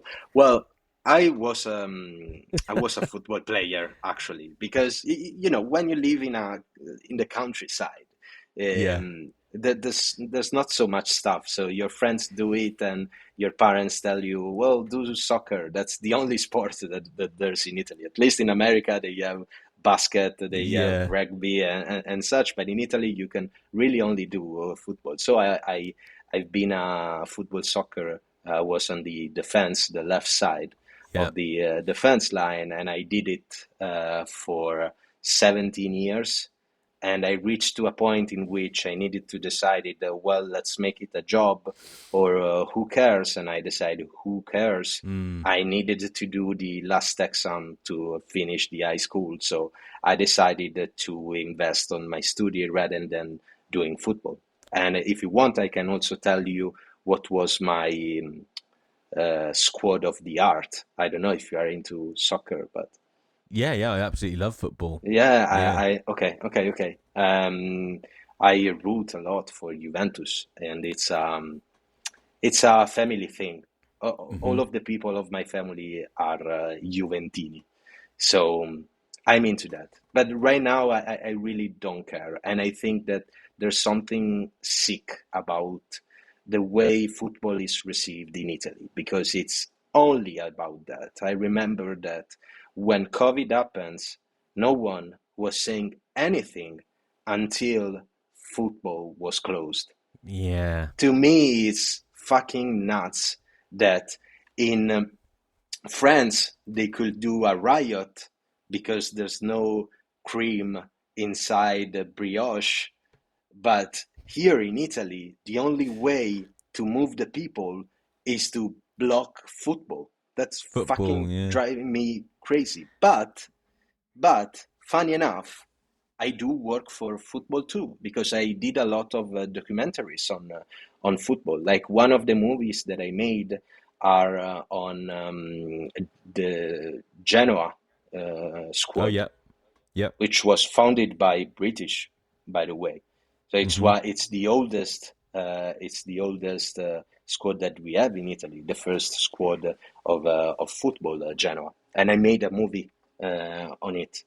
And I also work a lot in the stadium. Like I live in Milano, so I work a lot in San Siro, covering Milan, Inter, and Juventus when I go to Torino and such because we do documentaries for. I work for also for company that it's called Infront Hmm. that doesn't have the rights of the Italian football for Italy because that thing is um, it's for DAZN, Hmm. but they have the right to record and make magazine documentaries for CNN and BBC. Ah, So okay. probably if you watched something from BBC about the Italian soccer, I did it. Amazing. I'm glad I asked now because I'm terrible for like I remember the first time I met someone from Brazil. I immediately Mm. started going, oh well, yeah, football, this and football, and they're like, I can't stand football. I'm like, what the fuck? And So that's the second time you go to a yeah, country which is based on football and you met people that doesn't yeah, give a fuck I about keep bumping into the wrong people. It's like like Italians and Brazilians. The first thing that pops in my head is football. yeah, yeah. Yeah, so I just Yeah, but assume. it's true. I just think it's bad luck for you, I guess. Yeah, But yeah, at least I work into football yeah, also. So yeah. You weren't completely bewildered by it. No, it's amazing. Yeah. So just as like a game fan, being inside CDPR, how was that for you? Like, I'm guessing you're a fan of the game in the first place. So maybe that's a two pronged question. Go on. Do you know what? When I saw the shade of yellow on your okay. yes Yeah, samurai, but I have like a fetish for yellow, as you can see. yeah, yeah, ah, And look, I have also the Pantone yellow. amazing, So that's and also the battery charge. nice, Yellow. Everything nice. is yellow. And I also have a lot of stuff from Cyberpunk that CDPR gifted me after the Never Fade Away documentary. Ah, lovely. I Uh, was I managed to place runner up in I haven't got it. I don't know where any of it is now. It's tucked away somewhere. But a virtual photography contest. I got second place in the indie category, and they sent me a bunch of CD Project Red yeah, merch. I saw that. Yeah. I'm a fan of your virtual photography, especially of those related to Last of Us Part 2. Oh, that's very kind of you to say, because I like it's such a forgotten part of my social media presence now. No, no. And I But I always was there till the beginning. you were so. there from the beginning. Yeah, thanks, mate. That's very kind of you to say. I'm blushing now. You're the first person to make me blush on that. I needed to see. At some point, I missed so much Disco Elysium, then I needed someone to remind me that that game still exists. Yeah. So that's how I managed to find you. Man, Yeah. I found you before Jamrock Combo. So. Oh, really? Yeah. No, it's normally the other way around. Normally everyone goes to Jamrock Oboe first.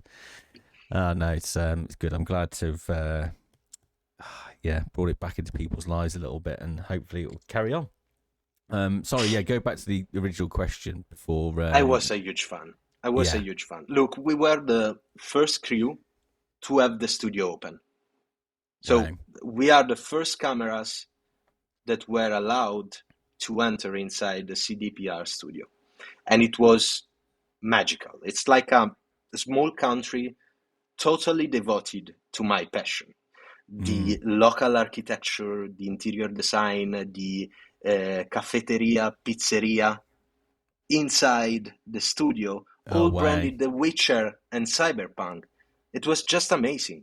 Yeah. Caroline, Maha, and Pavel, our behind-the-scene tour guide, were such lovely people. There was art in the air, and for a brief moment, I felt at home. And I say for a brief moment because for a moment, I forgot about the absurd crunch that employees have been subjected to.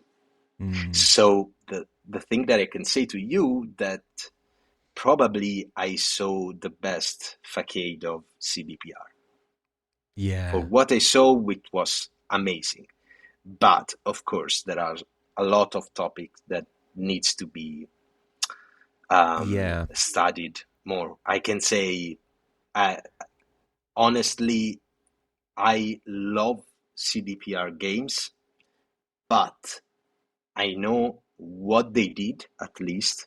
It seems like now the production changes a lot, especially after what I learned by the documentary. But still, you're talking with people that works for that company, so they will be biased. So I trust them, but I can take their word as a law, Yeah, agreed. Especially when cameras are on, it becomes a whole different thing, doesn't it? It's interesting you touch on that, actually, because I was going to say, like, what fascinates me the most about CD Projekt Red is that I honestly think if anybody else had had a launch like that for a game of that magnitude, they'd be finished.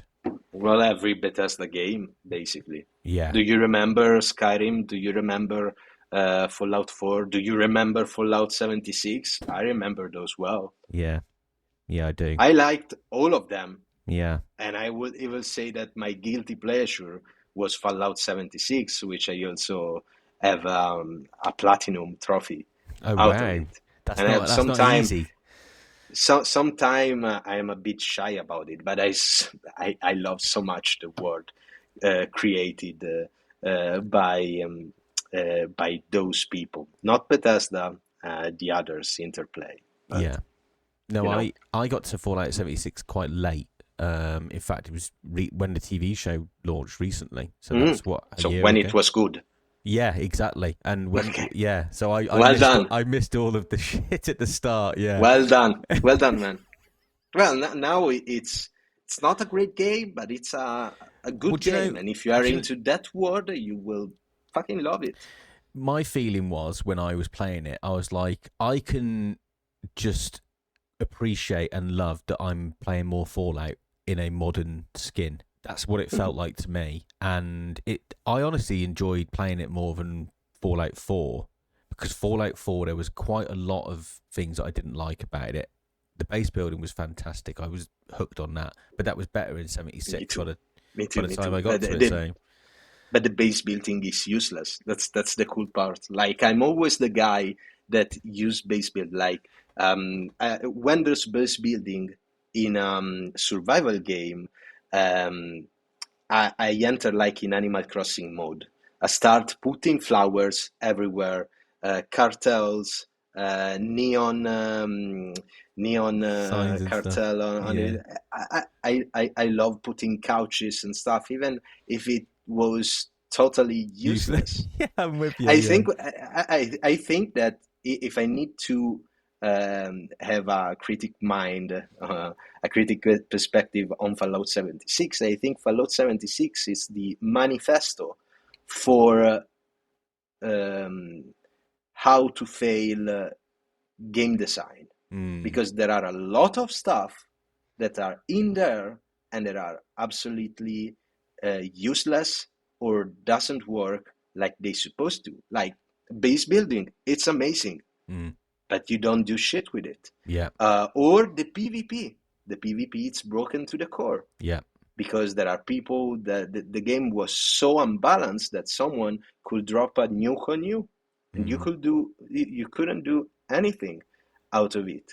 The duping, all of the stuff that they tried to do was fallimental. Like um, think about the NPC. Mm. In the beginning, They there didn't do were anything, no did they? human. Yeah, they didn't do anything. Did they even exist at the start? No, there weren't NPCs. They Wow. were only robots, which can be a great idea, telling that you are the first humans to be in there. I like that idea by a narrative design perspective, but in reality was detrimental to one of the core pillars of Fallout, which is talking to people. Yeah, wasn't the original concept that the Scorch had taken all of the lives of people? Because No. That wasn't the main concept. The concept was that you woke up way before the other votes. So ah, that's why the only humans that you see in Virginia were players. So the idea was, if you look to a human, that's another player, which is cool. But it was taking out the core part of Fallout, like being an RPG. Okay, so in the end, it didn't work out, mm, and they needed with the second expansion to add again the NPC. So you played a game with actual NPCs, yeah, which felt more Fallout like instead of the one that I played. yeah, yeah. They made similar, not similar, but they made a big mistake with Starfield as well. I thought in forgetting, like, just touching on the fact that you pointed out the RPG element and what actually makes Fallout interesting. And when you call Starfield Skyrim in space, it's just not true, because the thing about Skyrim is you would have like and it's the same in Fallout. You have a main goal, and it's somewhere like over there on the map. You've got a little triangle. You can't fast travel there. You've got to walk there. But on your Mhm. way, you will find all Yep. sorts. You'll find distractions. You'll pick up on stuff. You'll talk to people. And in Starfield, there isn't. It just doesn't like everything in. I was playing it recently because I wanted to give it a second go and give it another chance, but I got so bored so quickly because everything is, no matter where you are in the game, you can literally just hold the X button and transport to your objective. Like so no matter what. And there's no Look, imagine why I didn't play Starfield. sci-fi. Because of the sci-fi, and also when I heard Todd Howard Uh-huh. screaming there will be 1,000 planets that you can look to, I I said to myself, okay, procedural stuff. Yeah. Yeah. And if there's something that I'm looking for when I play a video games, I want to know that something that is there is made by humans. Mm. I want to see the art made Mm. by humans, not by computers. So I don't care about procedural stuff, and that's why I don't care about the roguelike genre. Ooh. Yeah, Not even Hades. no. Ooh. That's I'm not going to go there, but it's one of my favourite games. But I understand That's fine. your reasons. Yeah, yeah, That's fine. If you want, I mean, I played some of that, and then I realized that I didn't care about it. But I mean, I played Below, I played Magica, I played a lot of stuff because even if I don't like it, I need to study it. yeah. And I'm a curious person, so I want to play and feel and learn about stuff that I don't know or that I don't like. Well, good on you, So, because I think if more people were like that, we'd have a much better world, Giacomo. Let's be honest. Your willingness to kind of well, explore things that you may well, be that's resistant to. that's kind of you. But like for example, I don't like Pokemon, but Mm, it's not a problem to me to say that it's one of the most revolutionary game ever. yeah, yeah. Only because I don't like, that doesn't mean that I can't have Like a respect for it. a respect for it or just use my brain to do critics. Yeah, yeah. No, fair enough. Good on you. I'm just conscious of time, and we've got some subject matter which is of high importance to get to. So I'm going to get to it, and that is the fact that you are a game developer, an indie one. Mhm. So, which means, and you know, your day job is in filmmaking. So it's a spare time thing. But Flat 28 is the name of the. Would you Yes. call yourselves a collective rather than a studio? Yeah, we are a collective. Yeah, Because we are working for free. We don't. I never received any penny out of it. yeah, No one inside the collective. So yeah, I mean, yeah, I'm doing that. And also, if I think about my story, I always tried inside collective. I started as a collective with the filmmaking, and then I make it into a job, and that's the same thing that I'm doing with games. yeah, yeah. You're going, and that's the dream for any human, is to do the things they love for a living. So when did the idea to make a game first come about then, Giacomo? Of Can I go to the toilet? course you can, mate. Yes, it has been 2 Thank hours, you. so go for it. Thank you. Thank you. No, it's not a problem. I'm not tired at all. I mean, I could go for 1 day, but I really need to listen to my penis. Yeah, no That's worries, mate. okay. Right, so I'll just ask the question again, mate. Mhm. So yeah, Flat 28 is the name of the collective. Glasshouse is the name of the game. Tell me how Giacomo found himself in the world of game development. Mm. I guess I was depressed, um, kind of burnout because I couldn't find joy. I'm talking about 4 years and a half ago. I couldn't find joy anymore in what I created, what I was creating with my work. I had to pay a rent, and I realized that I did more work for money than artistic necessity. Mm, And when I moved to the Milano situation of renting is similar, very tremendously similar to what's happening in London. I know very well about it because of my cousins, yep, you know, yep. and at a certain point, then in a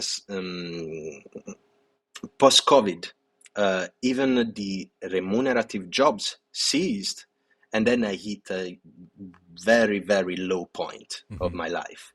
I barely survived, ate little, could only go to the supermarket once a month.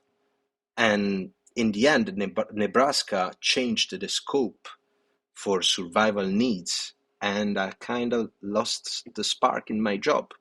I could not create anymore. Mm-hmm.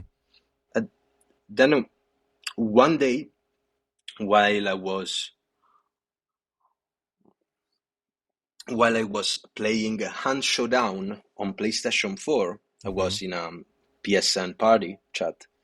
There was a programmer friend of mine who was always complaining that there were no more interesting video games. Mm-hmm. Okay, like every game I was proposing to him, it was like, oh, that's shit. I don't care about this. I don't care about that.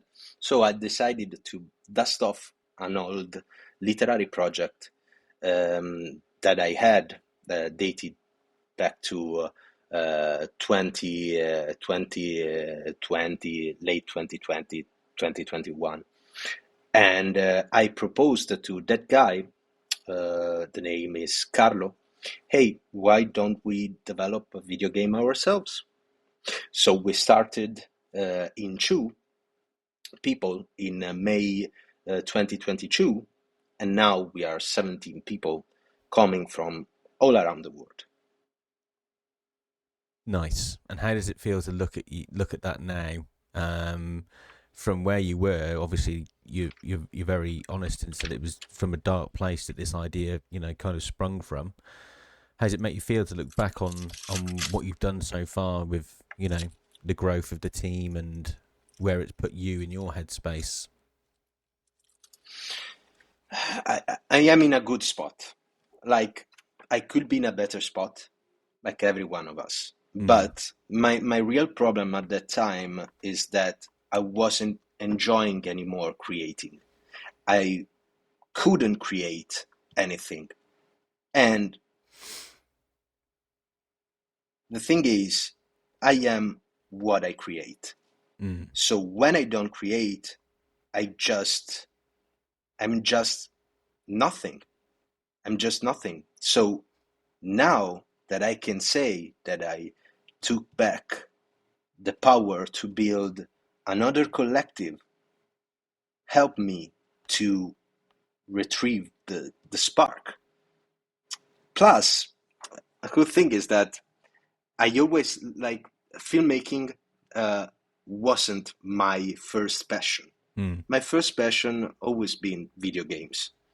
And I decided to make filmmaking movies a job because it was the second, because I didn't want to lose my main hobby, because when an hobby become a work, it's rather different. Yeah. So now I am fucked. I'm really fucked, because now one of my passion is my job, and the other passion that I have now, it's about to become a job too. Yeah.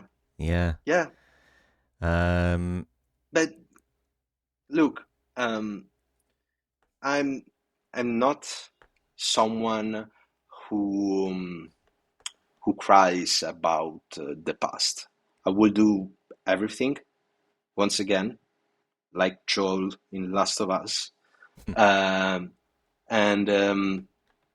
I would do everything again, like get the burnout, go into depression, in order to be where I am now. And if I think about the first prototypes of Glasshouse, if I think about what was Glasshouse before becoming an actual video game, it's always a thing that amazing me. Like, I don't like to jerk off on the thing that happened, but I always manage to be in the moment, to feel the moment, and to be able to grasp the beauty of it at any time of my life. I don't need to lose something in order to enjoy it and say, oh, remember the old times. No. Yeah. It's always a good time to be alive. Even when I am depressed as fuck, it's always a good time. It's really until the moment in which I create. Yeah. If I don't create, it's not a good time at all. But yeah. Well, no, I like that. There's something in that, and I always when I think about times when I've been down or people around me have been down and depression has hit people in our lives, I always remind myself, and it's something I do to try and keep myself away from that, is I always just like to have very, very small achievable goals which you can just tick off, and then you give yourself in the moment boosts all of the time, I find. And it sounds like for you, creating is that that's the solid footing for you, is being creative. So yeah, I just like hearing how people deal with these different aspects of themselves and the world around them. So really appreciate you sharing it, to be honest, Giacomo, because Yeah, you're welcome. no, it's good stuff. So I mean, I'm always fascinated as well by like indie studios and the need to kind of not be pigeonholed into a certain role. Because generally speaking, you need some like people. You're very much learning on the fly a lot of the time, right? So what would you say that your main role and responsibilities are when working in Flat 28 and on the game? So I am the creative director, which is just a fancy name to say that I have hands in every department. Mm. But specifically, I'm not one of those creative directors like in the big companies that just point to the finger and say, "You do that, you do that, and you do that." Mm. I'm operative. Specifically, I am a narrative designer, a game designer, the only game writer, and level designer. But as you said, I'm not a hero because it works like that in any independent team because there are no resources, so you do 1,000 of jobs in order to wrap everything. Yeah, yeah, yeah. I think that's the thing when people see creative director next to someone's name, they think it's a Hideo Kojima or I don't know, a Ken Levine, someone like that, don't they? They're like this, but the difference is they have a huge amount of money and resources behind them, Yeah, right? It's but you know what is my main model to follow?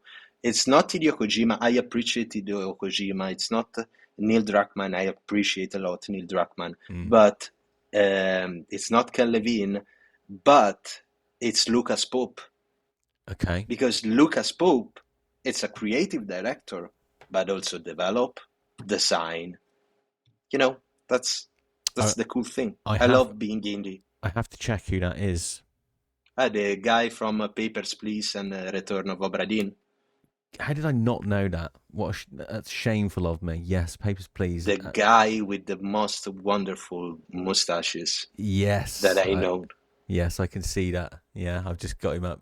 Beautiful hair, beautiful mustache. Two things that I do not have, sadly. So, But I saw recently a photo in which you had beautiful hair, so congrats Well, on that. yes, but I was also eating, Oh, no. eating into depression. Yeah, no, that was my son's first birthday party actually. Where Then you did a lot of raid party and you lost them all. well, basically, I had two kids at that point, and they both drove me nuts to the point where I, Homer Simpson all of my hair into oblivion. Yeah. Um, so just Glasshouse. It had a demo, which I know that you look back on with some level of disdain now because you feel like you moved along quite a bit. But I did think it was able to communicate what the main aim of the game is supposed to be, and that is that it's going to be a lockdown RPG. Mhm. So yeah, just what can you tell us about that? So it's a group of flatmates surviving nuclear winter, according to a blurb that I saw on itch.io.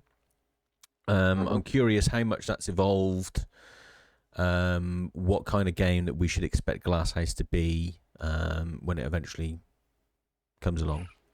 So first of all, it's not anymore about surviving a nuclear winter, only because a lot of stuff changed since that concept demo that is 2 years old.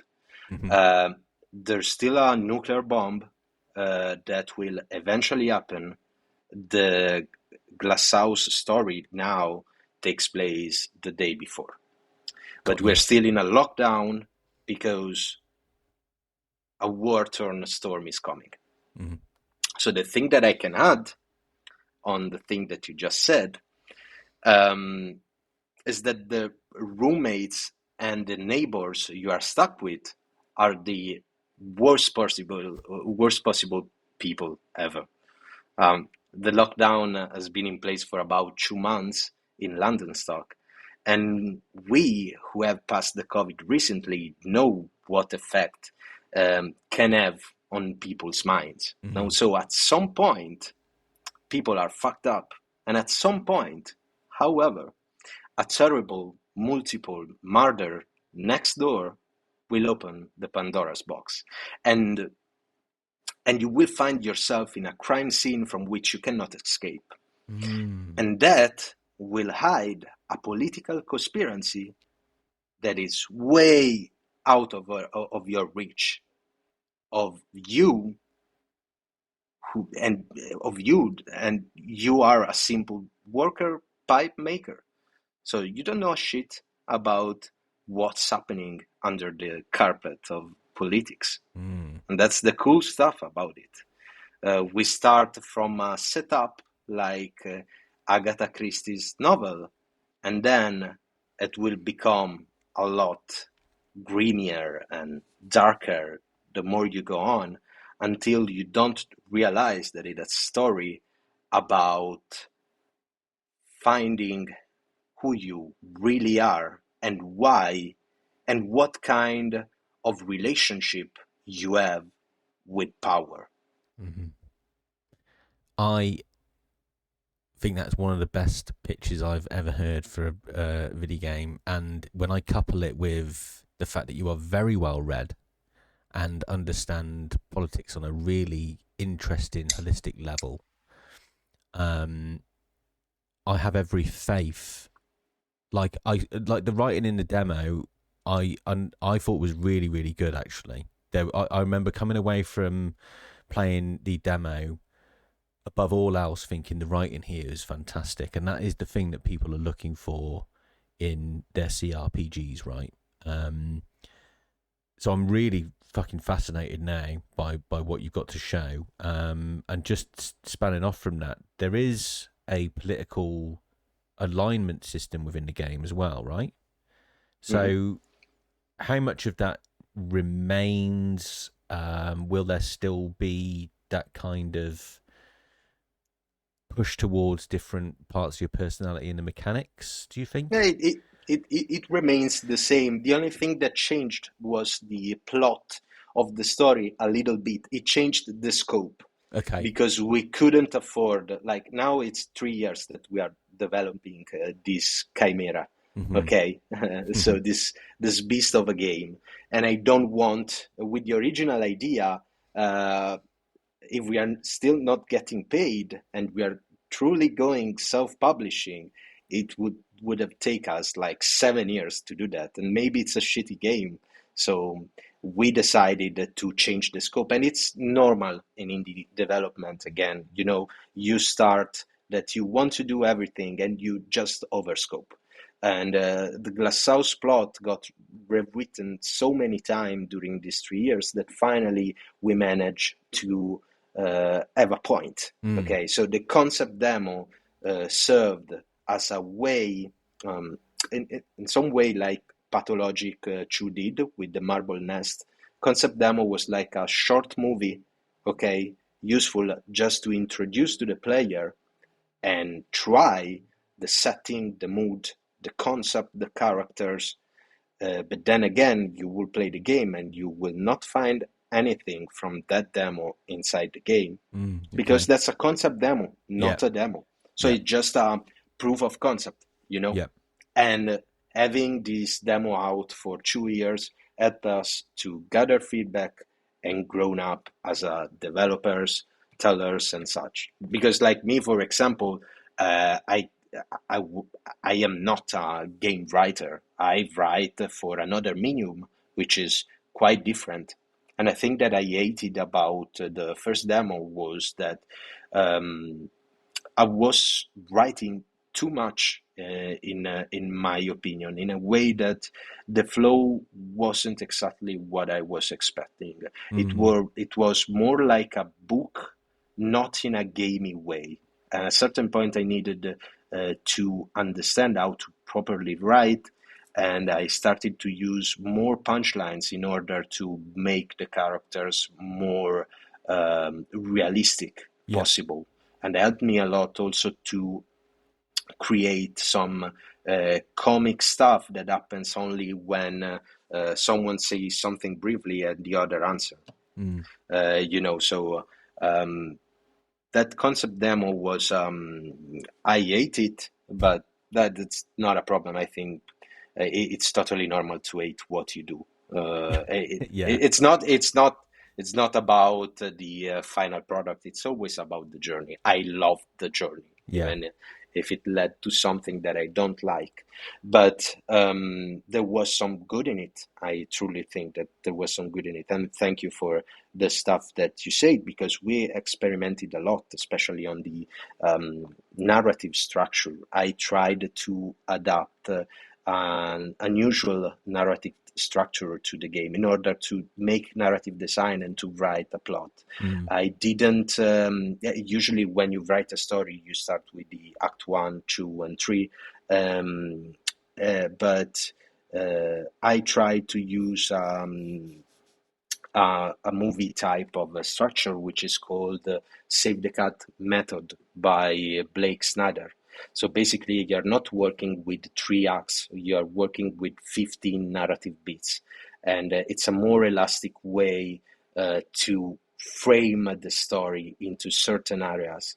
And the really cool thing is that if you take that method, once you studied it, there's a book that is called Save the Cat. If you want, just for fun, study it. Yep. It will be really fun, because you will understand at a certain point that you can adapt that structure to every fucking movie or piece of media or game out there. You will Mm. understand that a story works because they followed certain um, narrative beats. That's really cool. Interesting. But going back to what you asked me um, about the political alignment, let's say that um, I firmly believe that every game on the planet is political. That's for you, Grams. Uh, Everything on this planet is political. Everything is a reflection of the society itself, uh, which is shaped by multiple ideologies. You can't escape them. So we decided to make a statement, which is politics can be gameplay. And it's not just the theme of the game, but you can play with politics. Mm. So in Glasshouse, we have 5 ideologies, which is colonialism, feudcratism, confeudcratism, holisticism, and anarchism, inspired by the real world politics, of course, that the player can choose to create their own political build. So, like real life, politics can be inconsistent, and the Mm-hmm. player can choose to merge left and right as they please, and the game will recognize the combination and give you a political tag. Nice. So you unite, you mix colonialism with the feudcratism, and you will have something like kind constructor of building, Mm. something like that. Okay, so you are a kind bourgeois, and that's really cool, because how does it play? With Glasshouse, we decided to fuck off the dice skill checks, because we didn't want to leave the power of oratory to RNG, to randomness. Yeah. Um, See,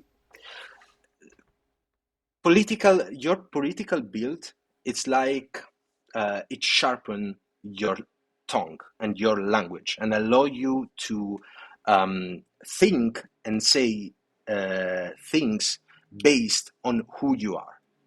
So you're building your character and you can't escape from it, which means that you can never say things that your character cannot even conceive, like racist jokes or messages of support to the law enforcement. Mm. Okay? Yep. So the cool thing is that even the Glasshouse NPCs have their own political compass.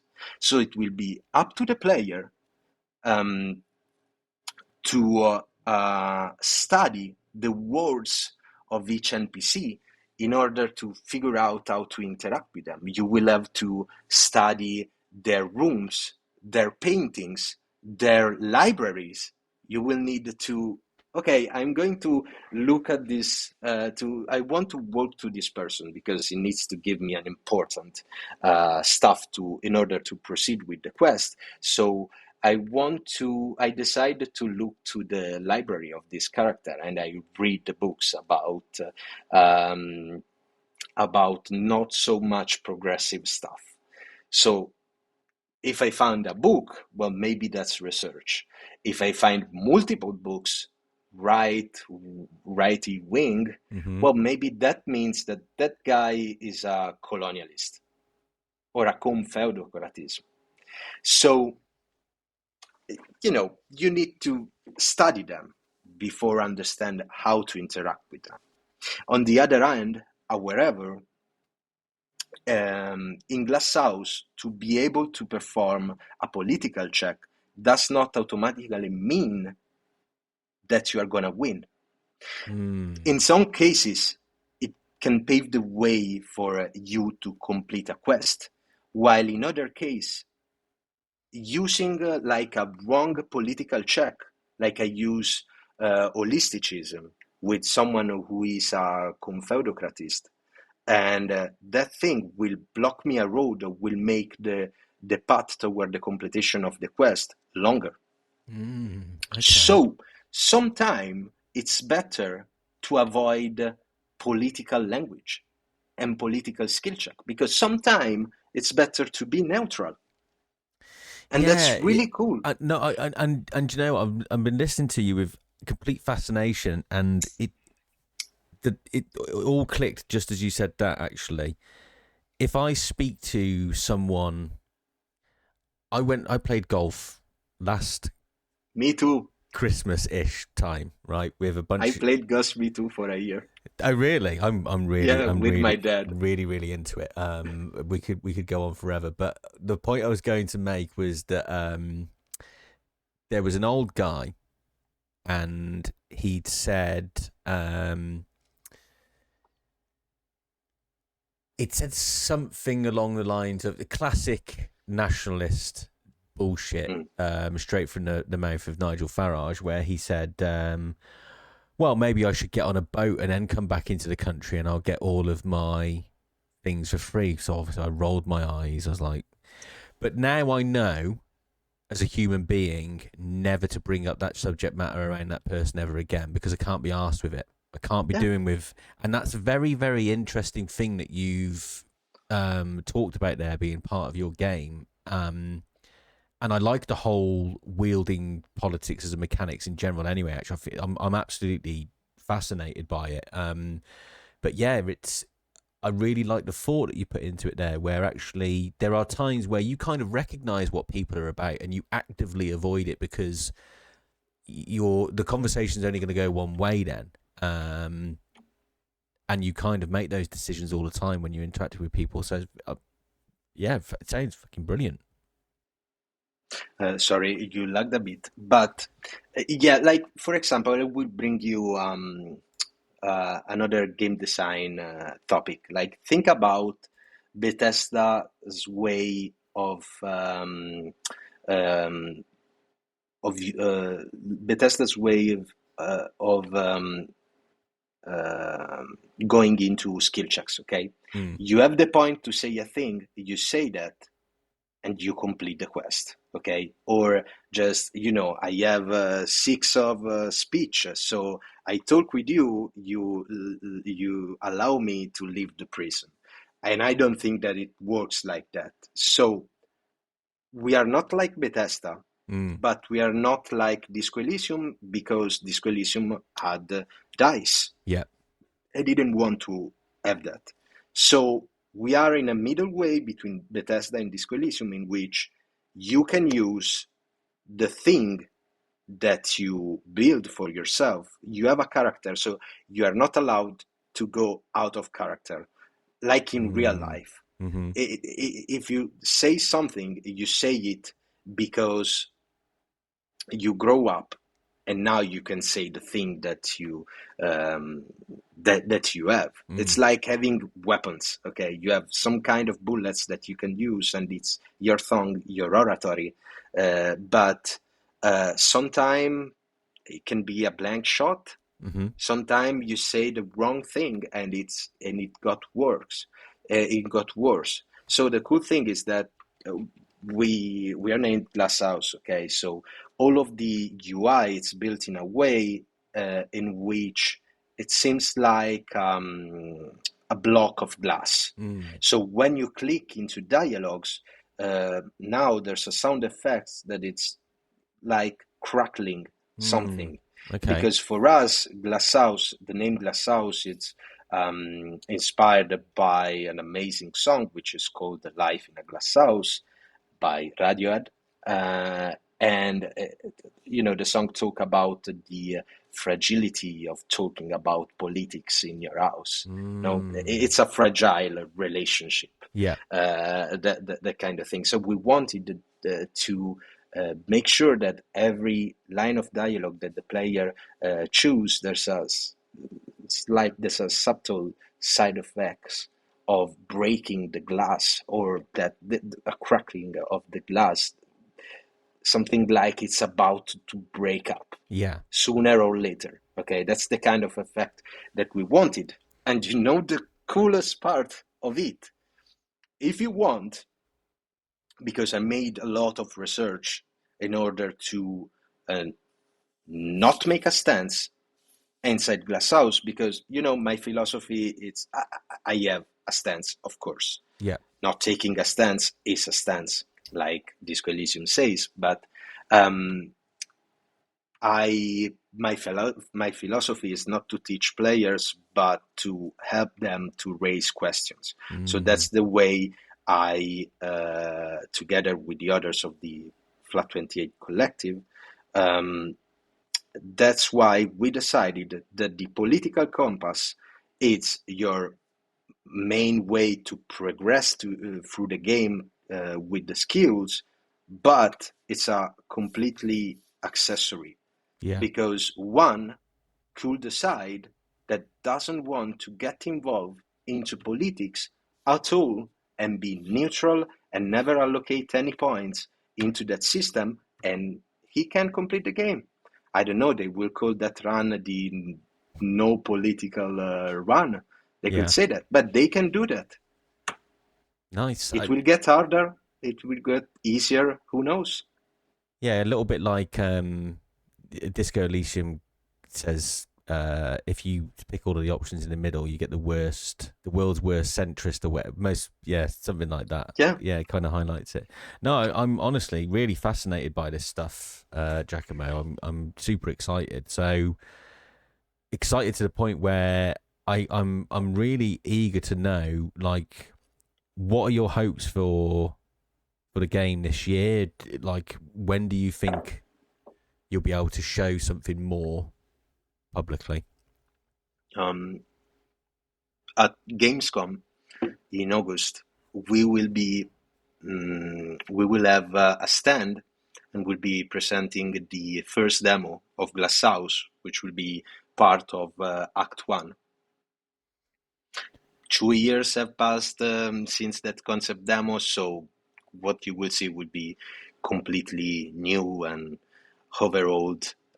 We decided that, to not to keep using the social medias, but instead of using the new footage, we decided to get really hard into art and the process, and how we make the locations, the characters, animation, and such, because we decided to go like radio silent until we do the real announcement trailer for Glasshouse, and that would be the actual final version of it. And in some way, something like the Rio Valley guys, creative spark. Yeah. Emotion Spark. Emotion Spark. Yeah. Emotion Spark, like they did. Like Rue Valley was out there since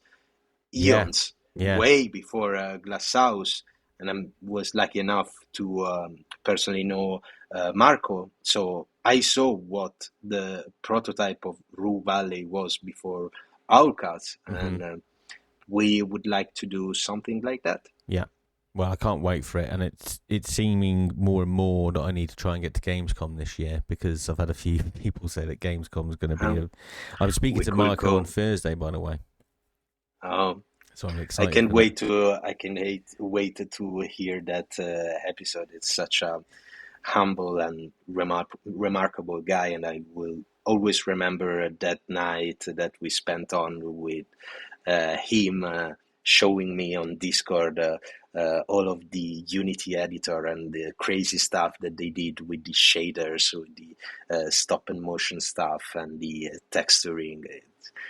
It's quite amazing to see how far it come with Rue Valley, and Yeah. I truly think it will be something special. Yeah. And I know that you know because I saw your video on Rue Valley, and it's truly something else. All right. So we've arrived now. Final stretch. We're going to talk a little bit about Disco Elysium. Let's go finally. I know. It's what we all came for. So, when did you first play Disco Elysium, Giacomo, and what drew you to it? As many times happened before with books, movies, it happened also with video games because it was my brother's fault. At that time, my brother Tommaso, he was also a video game journalist. Um, he played it in 2019, so not the final cut. The original, yeah. Yeah, the original one with the partial voice acting. Yep. And for 2 years, he kept repeating me how Disco Elysium was a masterpiece that I should play. I needed to play it. So I wanted to do it, but at that time I didn't play on computers anymore because when you work so much with computers, when I am in this position, I know that when I'm into this position, I know that I'm working. So I decided, my graphic card also exploded while playing Doki Doki Literature Club.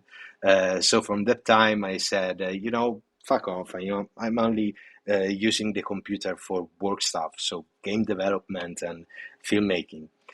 So for me, I play mostly on consoles because I like to sit down on my chair, having a big screen and playing a video game like I want to feel a movie, So I waited in 2021 and I played Disco Elysium with the final cut on PlayStation 4 on a beautiful 65-inch television with HDR, which is amazing because of the colors of that amazing game. Yeah, and I first played it on console as well. Actually, a bit like you, I'd heard people just talking about this game for a long time, and it just eventually came on sale. And I eventually got around to it. I mean, I've told this story a few times now, so no one needs to hear my disco story again. But when you eventually what were your first impressions? Like, when did it first click for you? Because I always find that an interesting question because people have various points where it kind of, they're like, oh, okay, I get it now. So what was that for you? I saw that some guests of your podcast, like Jambrock Hobo, for them didn't click for the first time. No, they needed to, if I'm not wrong, even for you, didn't click right from the get-go, right?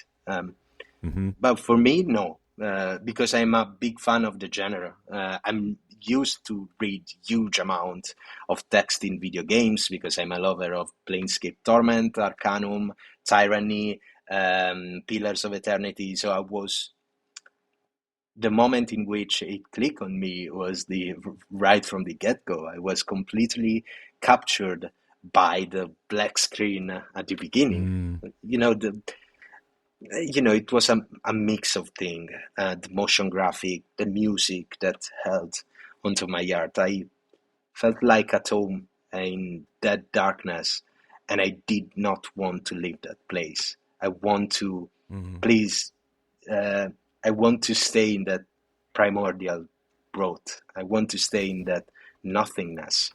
And by that time, I was already crying. I was like, what the actual fuck? How it's possible that I'm crying and the screen in front of me is black?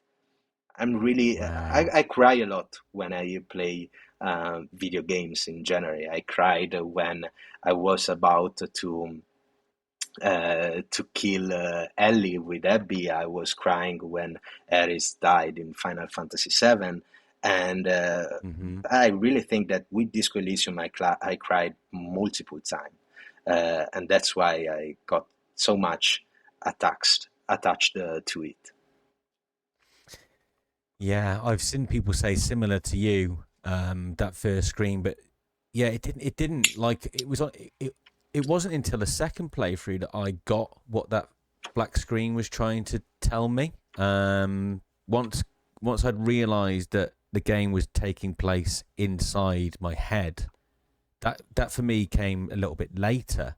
But then on a second playthrough, and you have that intro where it's, it basically explains to you without, I mean, I didn't realize at the time, but it's explaining to you what the game is about and about being inside the head. And the line from the limbic system saying, I think you can respond saying, "Mother, there's a head attached to my neck and I'm Yeah, in it." and I'm in it. Yes. Amazing, And amazing. it's trying to murder the rest of me. And there's another line about a ball of meat surrounding it. Just these amazing ways of like conveying what being a human consciousness is actually like, and that's Yeah, why I immediately resonated with like True Detective, because Rust Cole's monologue about human consciousness and how we're a tragic misstep in evolution and stuff like that. mhm. It was the first time that those two things, I was like, basically, they turned me into a nihilist. My love of science, True Detective, and Disco Elysium made me really nihilistic in the end. Not like, I think I'm a positive nihilist. I kind of like the mathematics of it, really. I don't like walk around thinking, what's the point of it all? But I kind of like what it's about. And Disco and True Detective went a long way to forming that. Yeah, because Disco Elysium and True Detective tells you that basically you can be nihilistic while being also a likable character. That's probably because of that. Yeah, You yeah, felt yeah. you felt at home too when you were hearing those whisperings. Mm, It was so private, that conversation. There was a lot of reference of flesh, of pulsating walls around you. It was mm, amazing, and I come from David Lynch filmography, and it's a dream. It's like playing video game. It's like playing the dreams of another, and you are always amazed by the fact that you can learn a lot of yourself by listening to what others says. yeah, I completely agree. Completely agree. No, yeah, fantastic opening. And I look back now and I quite proudly say it's probably the best opening in any game. Once you understand what it's doing, it's fantastic.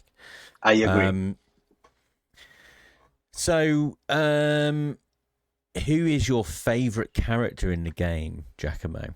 Without thinking twice, René Arnaud.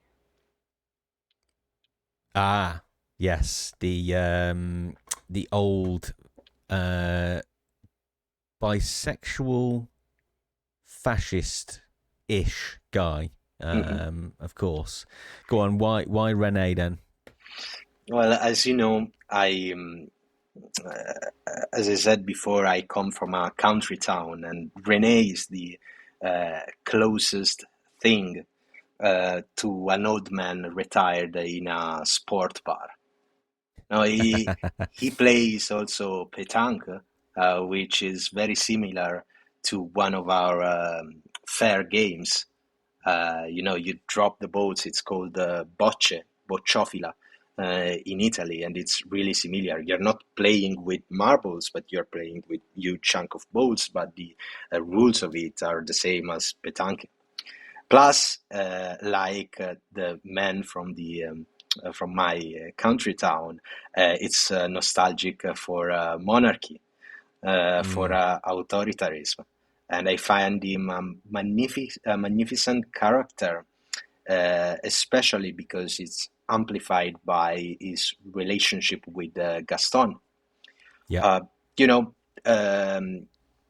Renault is in favor of monarchy. Um, Gaston is much more moderate. So Yeah. he's constantly pissed at Gaston for not taking a part in the revolution. And yet, I believe that you can have a sincere relationship with him because you can balance his pessimism. I think that Gaston for complete the characters of Renault, because in the end I think that the relationship between these two extremely secondary characters, it's the point of Disco Elysium itself, which is the difficulty of living with the past in the present. Yeah. Really, really, yeah, beautifully put. If you think You know, about it, he, every story arc about Disco Elysium, it's about living with the past. yeah, Talking about Dora, talking about the deserter. I mean, that's the point of Disco Elysium. It's not the point about being an animal. It's about the fact of watching behind, and yeah, we lost, but we need to go beyond it. yeah, you honestly so beautifully put. And I'm glad you referenced the deserter because when people always say that they didn't have the Disco Elysium didn't have a satisfying ending, I'm like, what? Like, were you playing the same game as me? Like, the deserter is a summation of all of the stuff that you talk about, right? He is a man who has been forgotten by the present. He represents ideas that have been forgotten by the world he inhabits, Mhm. and he still holds on to a bitterness as he reconciles those two things with himself. Can't accept that the new world is the new world so passionately as he is about what they were trying to achieve. Um, and yeah, an incredibly beautiful ending because it really drives home that message that Disco carries throughout. I'm so glad you said that because so many people, I think, kind of miss that about the game because it's easy to be distracted by all the comedy, right? And like people often come out of it remembering, their experiences with Kuno and Everard, rightfully so, of course. Rather than some of the more deeper messaging, and I think it's a classic case of something like CSI versus True Detective. A lot of like you True Detective doesn't have a spoilers.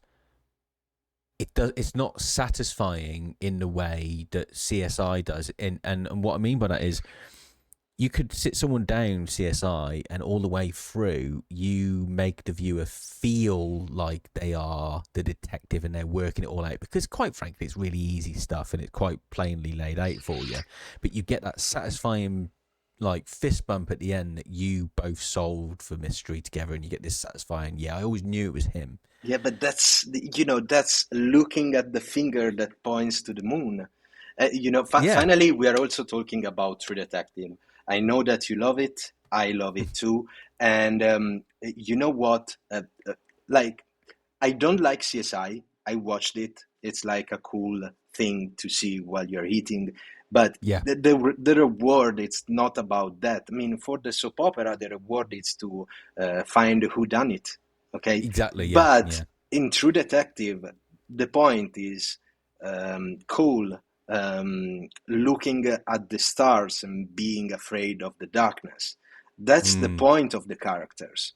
You have an arc of the characters, because in order to create a compelling character, you need to have desires and passions, and you need to develop it until you become another person, or at least you are aware of who you are. And that's the Mm. reward of True Detective.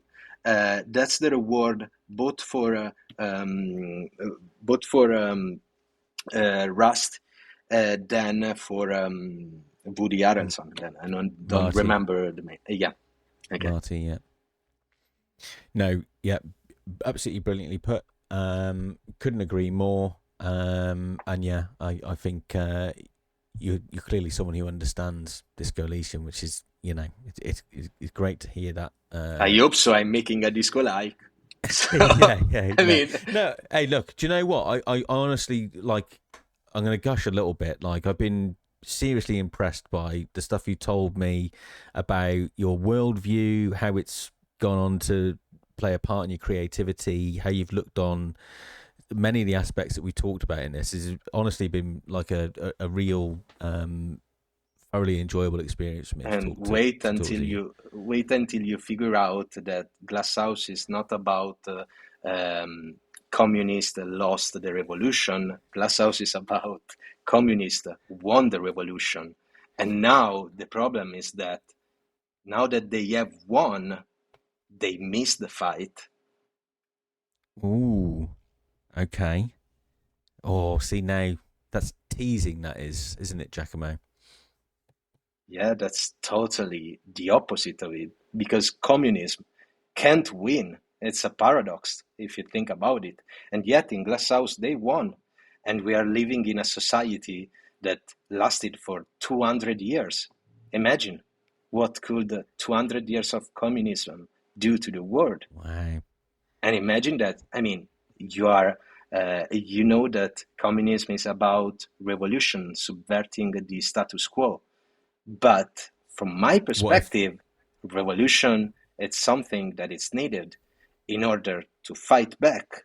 But for me, revolutionaries are useful only for that. The Yeah. revolutionary can't What comes stay. after? Yeah, revolutionary can stay after, because they are Mm. warriors. They are not politicians, and that's what I'm trying to achieve with Glasshouse. It's a different kind of nostalgia, you know? Yeah. Yeah. Interesting. Very, very fascinating, mate. Very, very interested. All right. Coming back to Disco Elysium, what was your favourite story or subplot quest within the Um, game?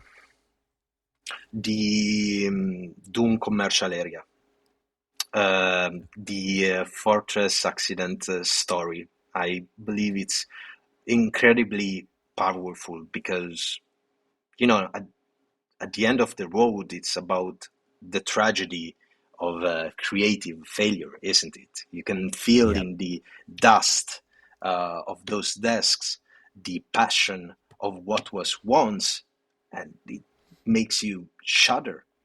I mean, having lived a life in collectives, I know very well the precariousness of it. And funny enough, it's also the story of the proto No Truce with the Furies. No, Mm-hmm. it's them. Yep. It's Yeah. It Zaum. is literally them. Yeah. It is literally them. Funny enough, Argo. I don't know if you've had a chance to see all of the Yes, parts of these, yeah, of but course, with popcorns. he said that too. He said the Doom commercial area and the Fortress accident stuff was his favourite as well. I guess. I mean, he obviously feels it was a reflection of a lot of what they were going through. So you're right. Yeah, it was 100% in reference to that. And I think I said it on the podcast. I just felt like that was their opportunity to make fun of themselves a little bit as Yeah, well, which I quite liked. Yeah, yeah, that's yeah, part of the critical way of thinking. I mean, there's a moment in which you find the radio computer and you end up playing with the assistant, you know? And it's Hmm. brilliant because you can feel that the code is broken, dialogues are missing. You can really feel the presence that something there behind the creative process went wrong. Yeah. It almost feels like there was a curse to these poor creatives.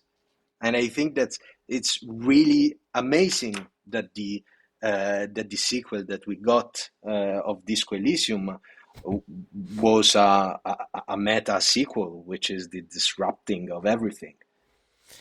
Yeah, it's funny. Like speaking to Dora Klinzich, she always refers to the Disco Elysium curse because, much like the Doom commercial area, it seems to have this power over anyone that kind of touches it. Where there's this curse that comes with it. So yeah, it's funny how that little story just ended up being, quite probably way more important than the creators ever thought it would be. Certainly in terms of reflecting on how that story panned out, right? Like talk about a lucky, well, maybe not because of the circumstances, but have your story then gain this new meaning after what you probably thought was just a throwaway bit of filler is quite incredible, isn't it? Yeah, absolutely. Uh, there are two kind of story makers: the one that makes question and the one that they want you to teach something. Either way, it's totally fine. But if I think about the career of David Lynch, he never Mm, wanted to explain his hearts because he was saying, "Look, you can you can internalize my story as much as you please. It's not up to me to tell what's about my movies, my stories. You get what you get. I don't care. My way of expressing it's not through my words, but it's through my heart. It's through mm, my images, through my frames, through my compositions. yeah, It's about that." And I find amazing that finally we have people like Argo, Dora, Robert that actually raise the bar when it comes to video game storytelling. yeah. It's just not a game. Um, Dmitry Daibosky, which Hmm. is the creator of Pathologic, it's an amazing writer and it's also a criminal kidnapper of children. Um, Recently got in the middle of a huge problem in which it appears that he stole the children from his wife. But it's still a great writer, and at the time, before Disco Elysium, we were talking about Pathologic 1. I was describing a new wave of games that was coming out, and that new wave of games was called the deep games. Games Mm, that are so deeply connected to the uh, reality that we are living in, that ends up changing the perspective of reality itself for those who played it. And I strongly mm. believe that right now, Pathologic and Disco Elysium are deep games, one of the few. Yeah, I'd agree. I'd agree. Because obviously not playing Pathologic, I know that Disco Elysium definitely changed how I view the world, and many people say the same. When you hear people talk about what it meant to them, that's what I always like. You have your nostalgia stuff like Half-Life 2 and your Resident Evils and your Luigi's Mansions, and they have an attachment because of childlike memories and stuff. I mean, they're still obviously great in their own right, but nostalgia does do a lot of work for you when you look back on those things fondly.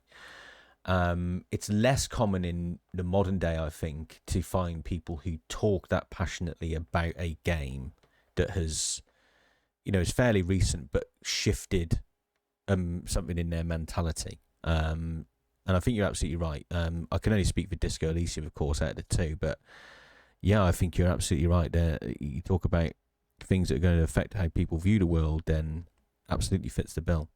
Favorite quote from the game? Do you have a line that springs to mind? Yeah, absolutely. Mm-hmm. The line is, I used to watch him through the scope. He stood there day after day like a sad old flag. Who said that? I would be guessing, but was it Classier? No, it was what the deserter says about René, Oh, because he was standing there in the position with the sniper. It was like a big brother of Revachol. It was looking through the scopes, the tiny life of those tiny peoples. mm-hmm. And he was his enemy. René was Yeah, his enemy during the revolution. He was the yeah, last enemy standing. And at the moment you understand that everyone in Disco Elysium has lost, and now the war is between the poor. It's a war between the losers, and that's what they want, the winners. mm. Amazing. Honestly, I hadn't even considered that line, hence why I had to guess it. But And I was attached to René. No, was my favorite character, so it's all tied into it. For me, René yeah, represents a lot of things. I loved that the ideas that, I mean, I'm clearly leaning toward the left, but I love the idea that my favorite character is nostalgic for monarchy. It's a fascist, authoritarian, nationalist guy. yeah, but Look, for the deserter, he loved the idea of being able to end his life, and when he died, um, it felt like losing its only enemy. It's tragic. It's yeah, wonderfully tragic, and I felt yeah, that. You can feel the passing away of René through Gaston's, which is a low. It's not playing petanque anymore, and you can say the effect of the dying of someone by the perspective of a friend and by the perspective of a of an enemy. It's a chivalry thing. It's about honor.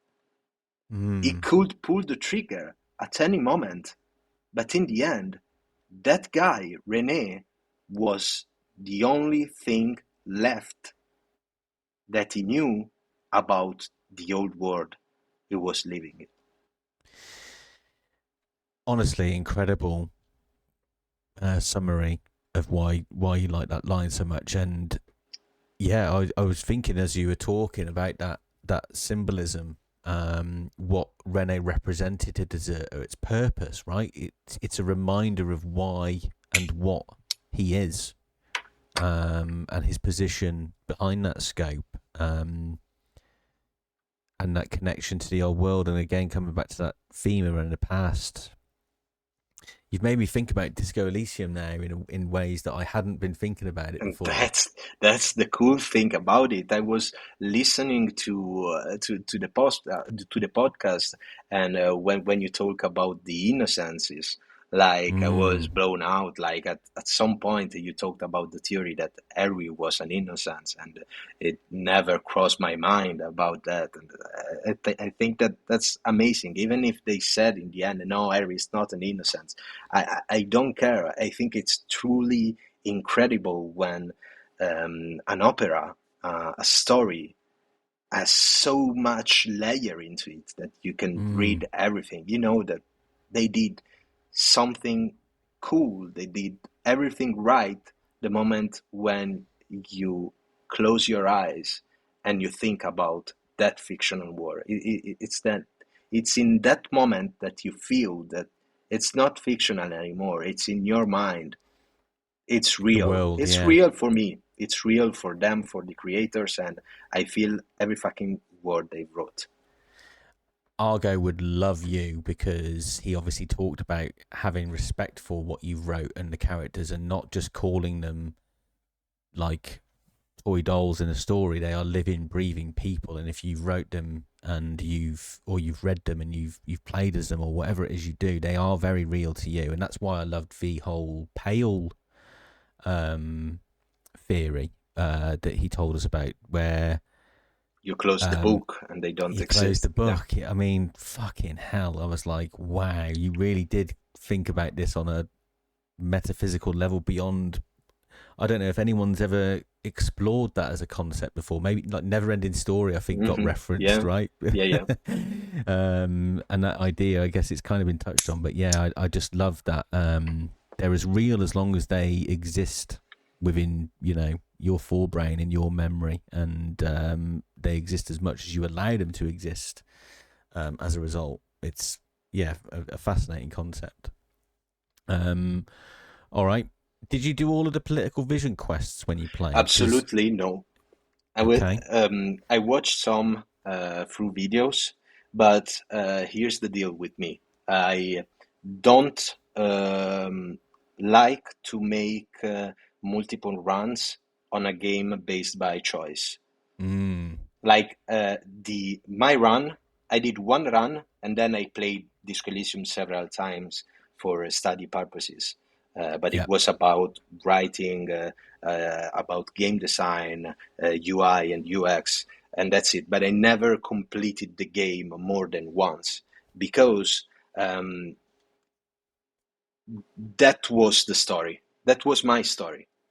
I don't care about other stories. That were my choices, and I remain with it, and I'm satisfied with it. And I don't want to have my memory confused by other things. This is the ending that I end up to because this is the ending that I wanted to have. So I didn't play more run of Disco Elysium, but I saw some from YouTube videos. I saw also some on your walkthrough. But my quest, incredibly, my political vision quest, incredibly, was the communist one.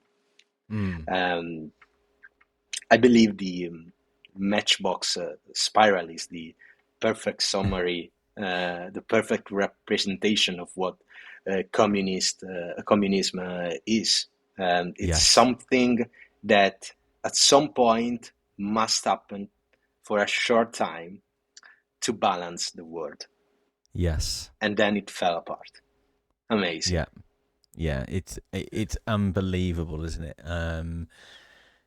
I was interested if how you ended, because I remember that day 4 wake up, I didn't realize what I was picking.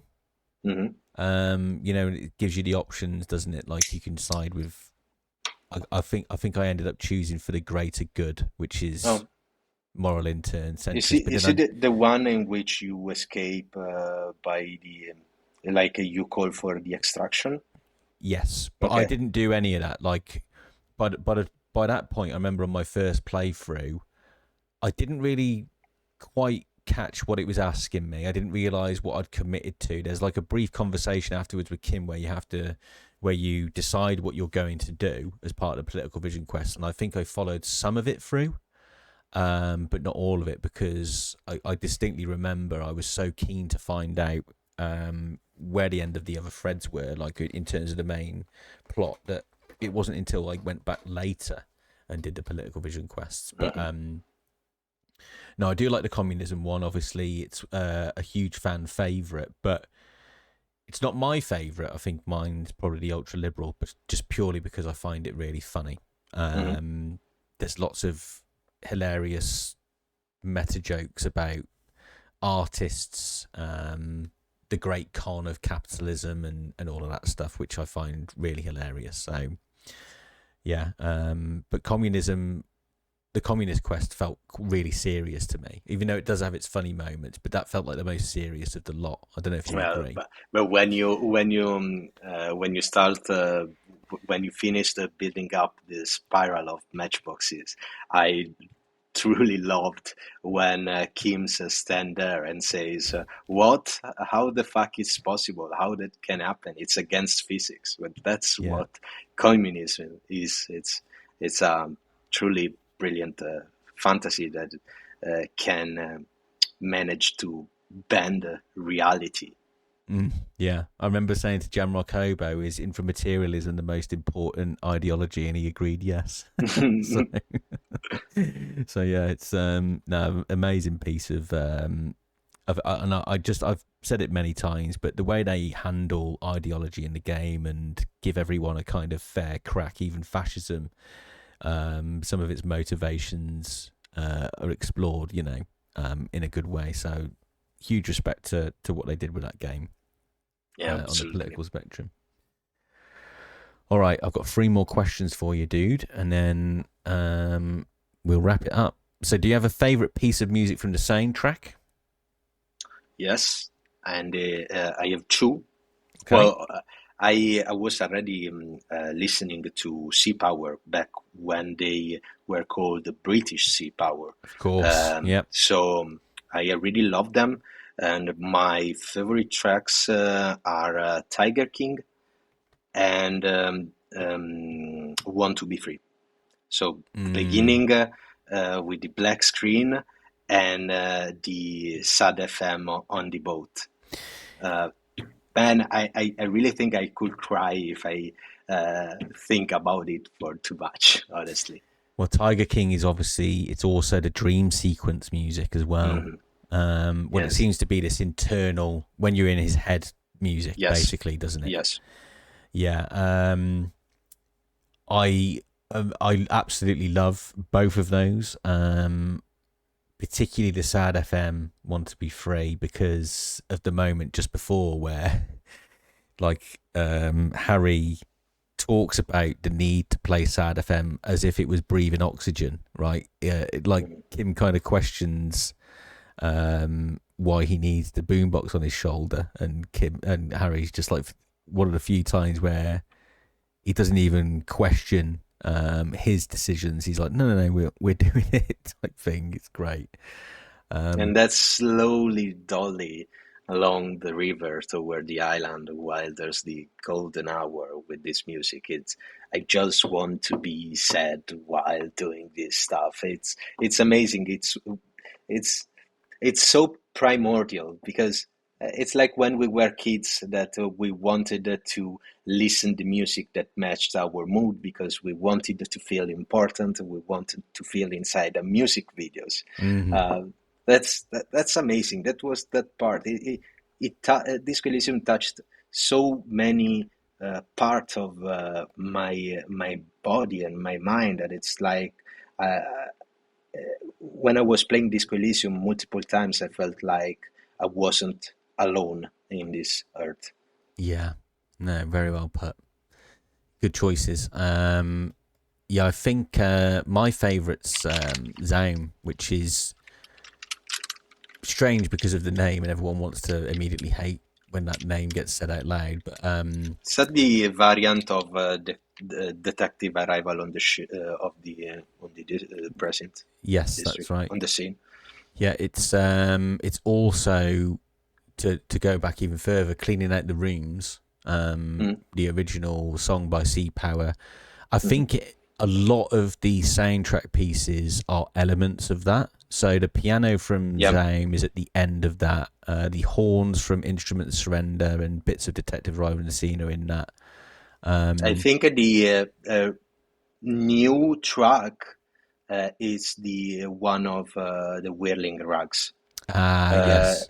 It's up because I remember when they actually released a full track based on Whirling Rugs, Fire Escape in the Sea. Fire Escape in the Sea, and that was part of the new album. So I guess that one was specifically composed for Disco Elysium. Yeah, makes sense. And I wondered that exact thing actually myself recently, because I saw, when I was listening to the album, I saw that the album release date was way after. I was like, okay, so that must have been the other way around. So yeah.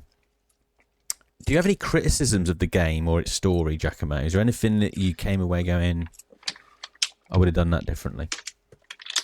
I'm going to roll my cigarette while thinking about the answer. But yeah, I do hate something incredibly about Disco Elysium. Mm-hmm. And it's not about the story. I just feel that the story is perfect. Nothing to say about it. It's about some game design choices. Mm-hmm. But again, it's my personal taste. I hated the dice-based skill checks, and that's why, because I took another direction with Glasshouse, because I do understand the D&D logic, the issue that life is random, but I don't understand why I need percentages to convince a person to move, to climb a ladder, to hear what the city is whispering to me. That fucking skill check with 4%. Because otherwise I couldn't actually understand that behind that, under that building, there was the girl with the pale machine. I mean, I believe that the problem with the RNG is that relieves people of their responsibilities, because it because in the end it was the will of the fate, you know, or worse, it brings people to do save scam, which, Yes. in my honest opinion, is a defeat of game design. Yes. Like, when it happens, it's truly magical. Like, I think 4 or 5 days passed since I managed to fucking drop down from the tree, the corpse. Okay, Yeah. because I tried to shoot, it didn't work.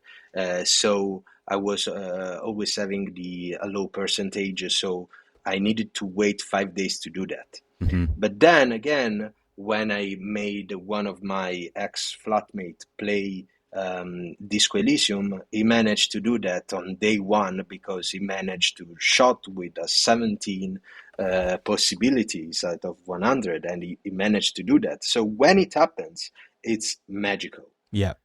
But at some point, uh, I was really getting angry at me, because I was so much tempted to reload the saves. In the end, I didn't do that, but I was so much tempted. And I think that when this kind of stuff happens, there's a problem with ludonarrative dissonance. Yes. Big time. I agree with you, actually. I don't necessarily have a problem with the dice rolls per se, but I do know what I'm with you on the save scumming and the game design element. Like, it's the same with Fallout, the quick save, constantly quick, and I even did it on Baldur's Gate 3 quite a bit. Instead of kind of going in with whatever armory you've decided, like whether it's a building or a cave, whatever it is in the game, you've got an opportunity to make sure that you're well prepared, and then kind of see what happens. And you're right, actually, when you take away things like when you have things like quick save there as kind of protection, it does take you out of that quite a bit, doesn't it? Because all of a sudden you're really not engaging with the events that are about to unfold anymore, because you're always thinking about that backup and just kind of trying to game the system more than anything else. So immersion just goes completely. Yeah, don't get me wrong. I'm not saying that we should remove the checkpoints, the quick saves and such, because in the end, we developers, we are not developing a game for us, but we are developing a game for you. Yeah. Okay, so I don't want you to cock block you, you know. So I think that the best that us as game designers that we can do is to create an ecosystem in which players feels that, yeah, they lost, but it's not a big problem because there are ways. There are many ways to do that. Like, for example, you could say that when you make a choice, you don't see the consequences of the choice after. Maybe you can decide to show up the consequence 1 hour into the game, and at that point, the player will not say, "Oh fuck, I'm going to reload 1 hour of game." Okay, so I think there are multiple ways in order to create a game that is in a ludonarrative harmony. That's what I'm personally trying to achieve. But then again, it's just personal taste. I get the um, the coolness of seeing the rolling of the dice in Baldur's Gate, for example. It's amazing when you do a skill check in Disco Elysium, which is and when you see the green screen, you are, fuck yes, I did it. There's a lot of cool stuff related to UX in terms of motion graphic and sound design that you truly feel rewarded when it happens. Yeah. But, if I really need to decide what's wrong with Disco Elysium, I would say that, but it's just finding the needle in. Yeah. I'm remembering now, you commented on the RNG stuff when I was streaming Baldur's Gate 3. It's all coming back to me now. I remember you remarking on it, yeah. Yeah. It's my... it's a thing that it's a nail in my head, and the thing that thing of the karmic dice in Baldur's Gate, I truly believe that it's the same thing on Disco Elysium. That it's not real RNG, but it's about karma. So sometime the developers decide to disrupt the fate that we have in them, and in the end, it's not really fair because in Baldur's Gate, by default, you have karmic dice, which means that if you failed once, then the next time you will probably succeed. Yeah. So, and sometimes this thing happens also in Disco Elysium, but the problem is that in Disco Elysium, as much as I can remember, there's no option of karmic dice. So I have the doubt that the developers are playing with me, and there's a difference between us and them, and I don't like much when this thing happen. When I see the scheme of the things, I don't know, maybe it's a conspiracy theory, but in the end, who cares? Yeah. No, good stuff, mate. And finally, given everything that you've heard recently, and given your experience in the world of collectives, etc., and game development, media, blah blah blah, what are your hopes for the future of Elysium, Giacomo?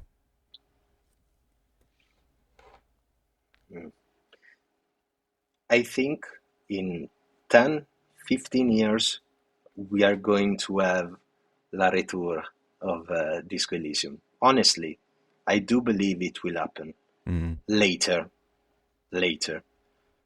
I don't know exactly, though, what I would like to see. Because on one hand, I'd like to see Harry at Gemrock, maybe win Jacques Vicmer. But on the other side, I'm afraid that Harry now is cured. It's like BoJack Horseman. I don't want to see him sober and mature. Yeah, because that's the appeal, right? Is yes. I've had similar things with. I don't know if you agree, but I never wanted to return to Harry. For the reasons of similar reasons to you, because it's like, well, I've been on a journey with him now, and like you can't put me through, like, what, we're going to wake up from another hangover and then we got to go through it all again. It doesn't make sense as a mechanic, exactly. and a plot vehicle, right? You can't play the same end twice, okay? And that's the problem of it. You need to have a conflict in order to make the character likable, because that it's conflict that moves the plot, that gives you a start of the plot, and later it can be developed. If you think about that, that's why I love anthology series like True Detective. I don't care what Rust and Marty did at the end of the first season. Yeah. I'm totally fine with not knowing what happened. What happened, and I just feel luck to have witnessed a tiny slice of their life. And, if it happens that we don't have another Disco Elysium, well, that's totally fine. Yeah. Eventually, we are going to have the game from Summer Eternal. Then we are going to have the game from Red Info. Okay, that's totally fine. Yeah. I've already experienced the true form of Disco Elysium. I've heard it. It's already in my heart. And honestly, I don't know if I can't afford to fall in love again. Yeah. I know what you mean. I mean, there will be, I think, the spirit will live on, right? Yeah. Whether it's in all of us forever, and tucked away within that original Disco Elysium game, or if we see sparks of it in these future projects, as you referenced, Summer Eternal, Red Info. I think there was one other that's worth paying attention to, Dark Math. And then of course there's yourselves, Emotion Spark. People are going to bring, because I don't think everybody knows the answer when you ask them what's a disco like, because everybody has their own version of what they got out of Disco Elysium and what they then want from future Disco Elysiums, right? Because people connect with different elements of it. But what you will see, I think, is what we've always wanted, and that's just a mindset around making games where we're not just trying to funnel you from objective to objective. We're allowing space for secrets and additional writing and stuff that, like, I don't know, for example, a AAA studio is never going to allow a team to write 40% of dialogue that 90% of players won't see, which is what is required and what only happens in indie projects like yours, like Rue Valley, Disco Elysium, where, I mean, even Baldur's Gate, where you have the freedom, the creative freedom to flesh the world out that way. So I hope that's what we see more than anything, is that there's a recognition in the industry that this stuff is important for world building and storytelling.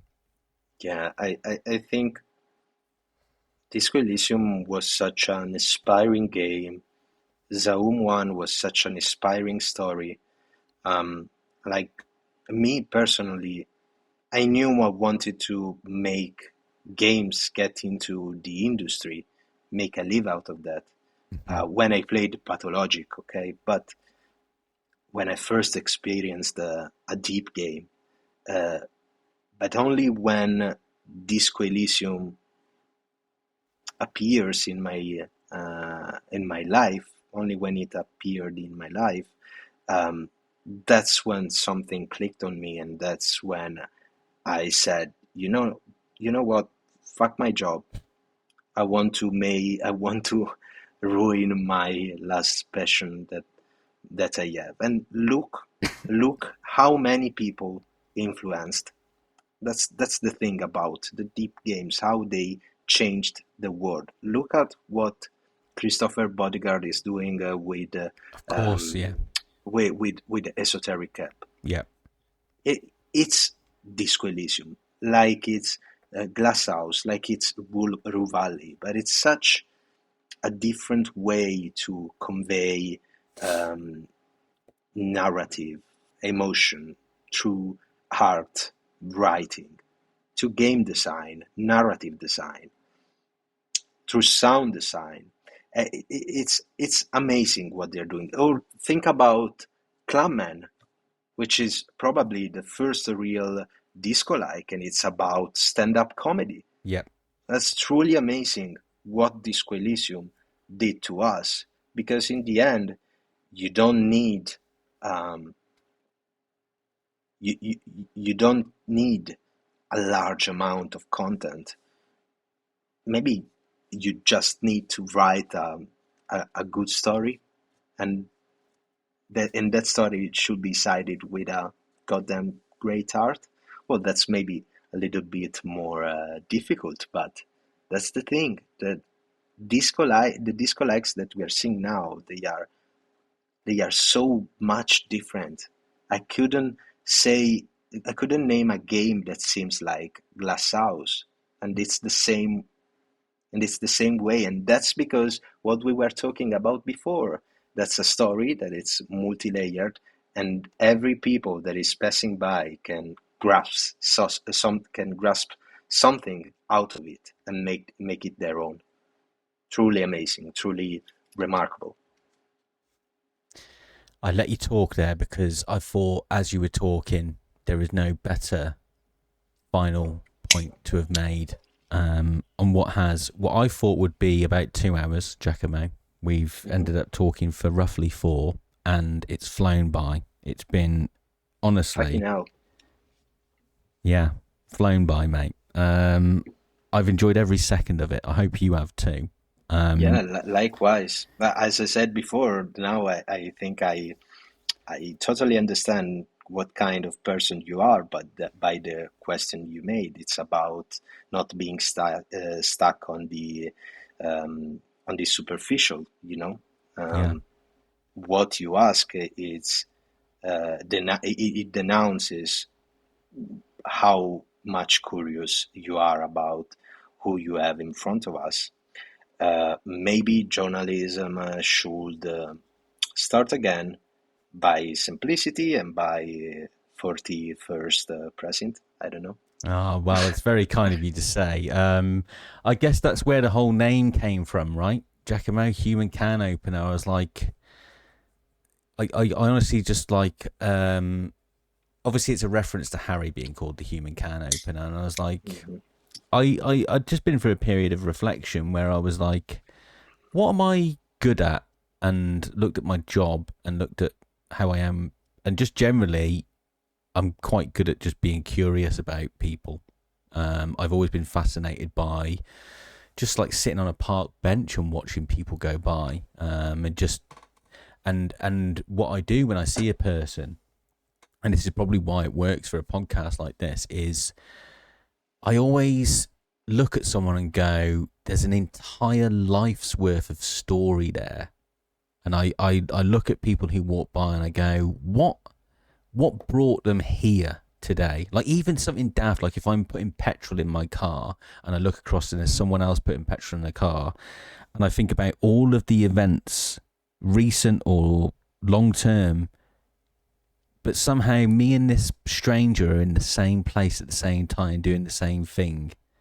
But all of the events leading up to that moment were so wildly different.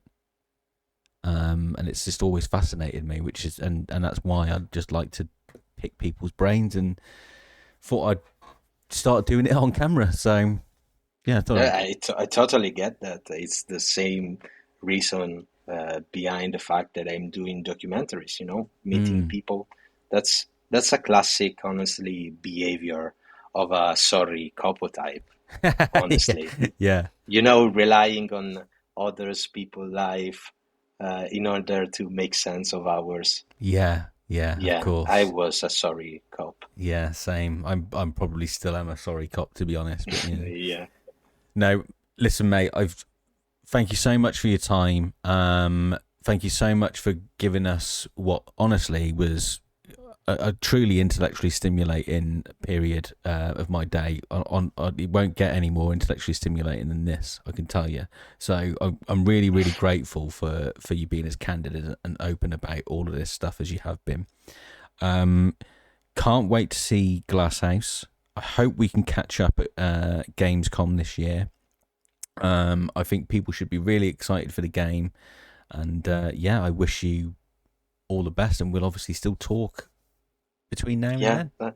yeah, absolutely. Write me whenever you want.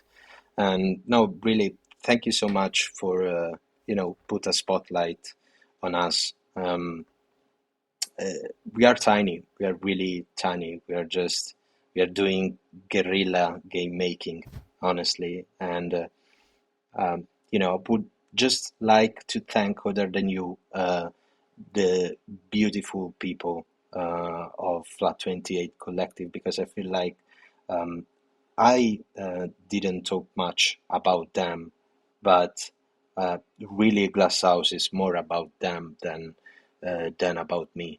I truly love them, and if Glasshouse is safe, it's only because of them. And I'm not joking. Even during the development of Glasshouse, I I got burnout. I wanted to leave, Mm-hmm. and well, we did a democratic vote, because every choice that we make it to democratic polls, the big decisions, you know. Yeah. And in the end, um, I was the only one who wanted to stop. So they won, and it was the best thing that could ever happen in my life. It wasn't about the development itself; it was about uh, my personal life, and really, I would like them to be here, but of course, for editorial reason, it's not possible. But I hope that if you are if you are in Gamescom, you will have the chance to meet up with the rest of the team, because they are truly remarkable people. No, fair play to you for saying that. And I hope we can all meet, and I hope everybody like. And by the way, anyone can come and talk to me if you're associated with game development and stuff like that. So if anyone from Flat 28 wants to come on, Giacomo, they're more than welcome as well. So yeah, that offer's there. All right, brilliant. Thank you, mate. We'll close it off there, and yeah, I hope we look forward to the next episode. Hope you've enjoyed speaking to Giacomo, or listening to Giacomo as much as I've enjoyed speaking to him. And yeah, thank you very much. Grazie, ciao a tutti, and sorry for my Italo English. Nah, your Bye English bye. English was brilliant, mate. Bye bye. I hope so.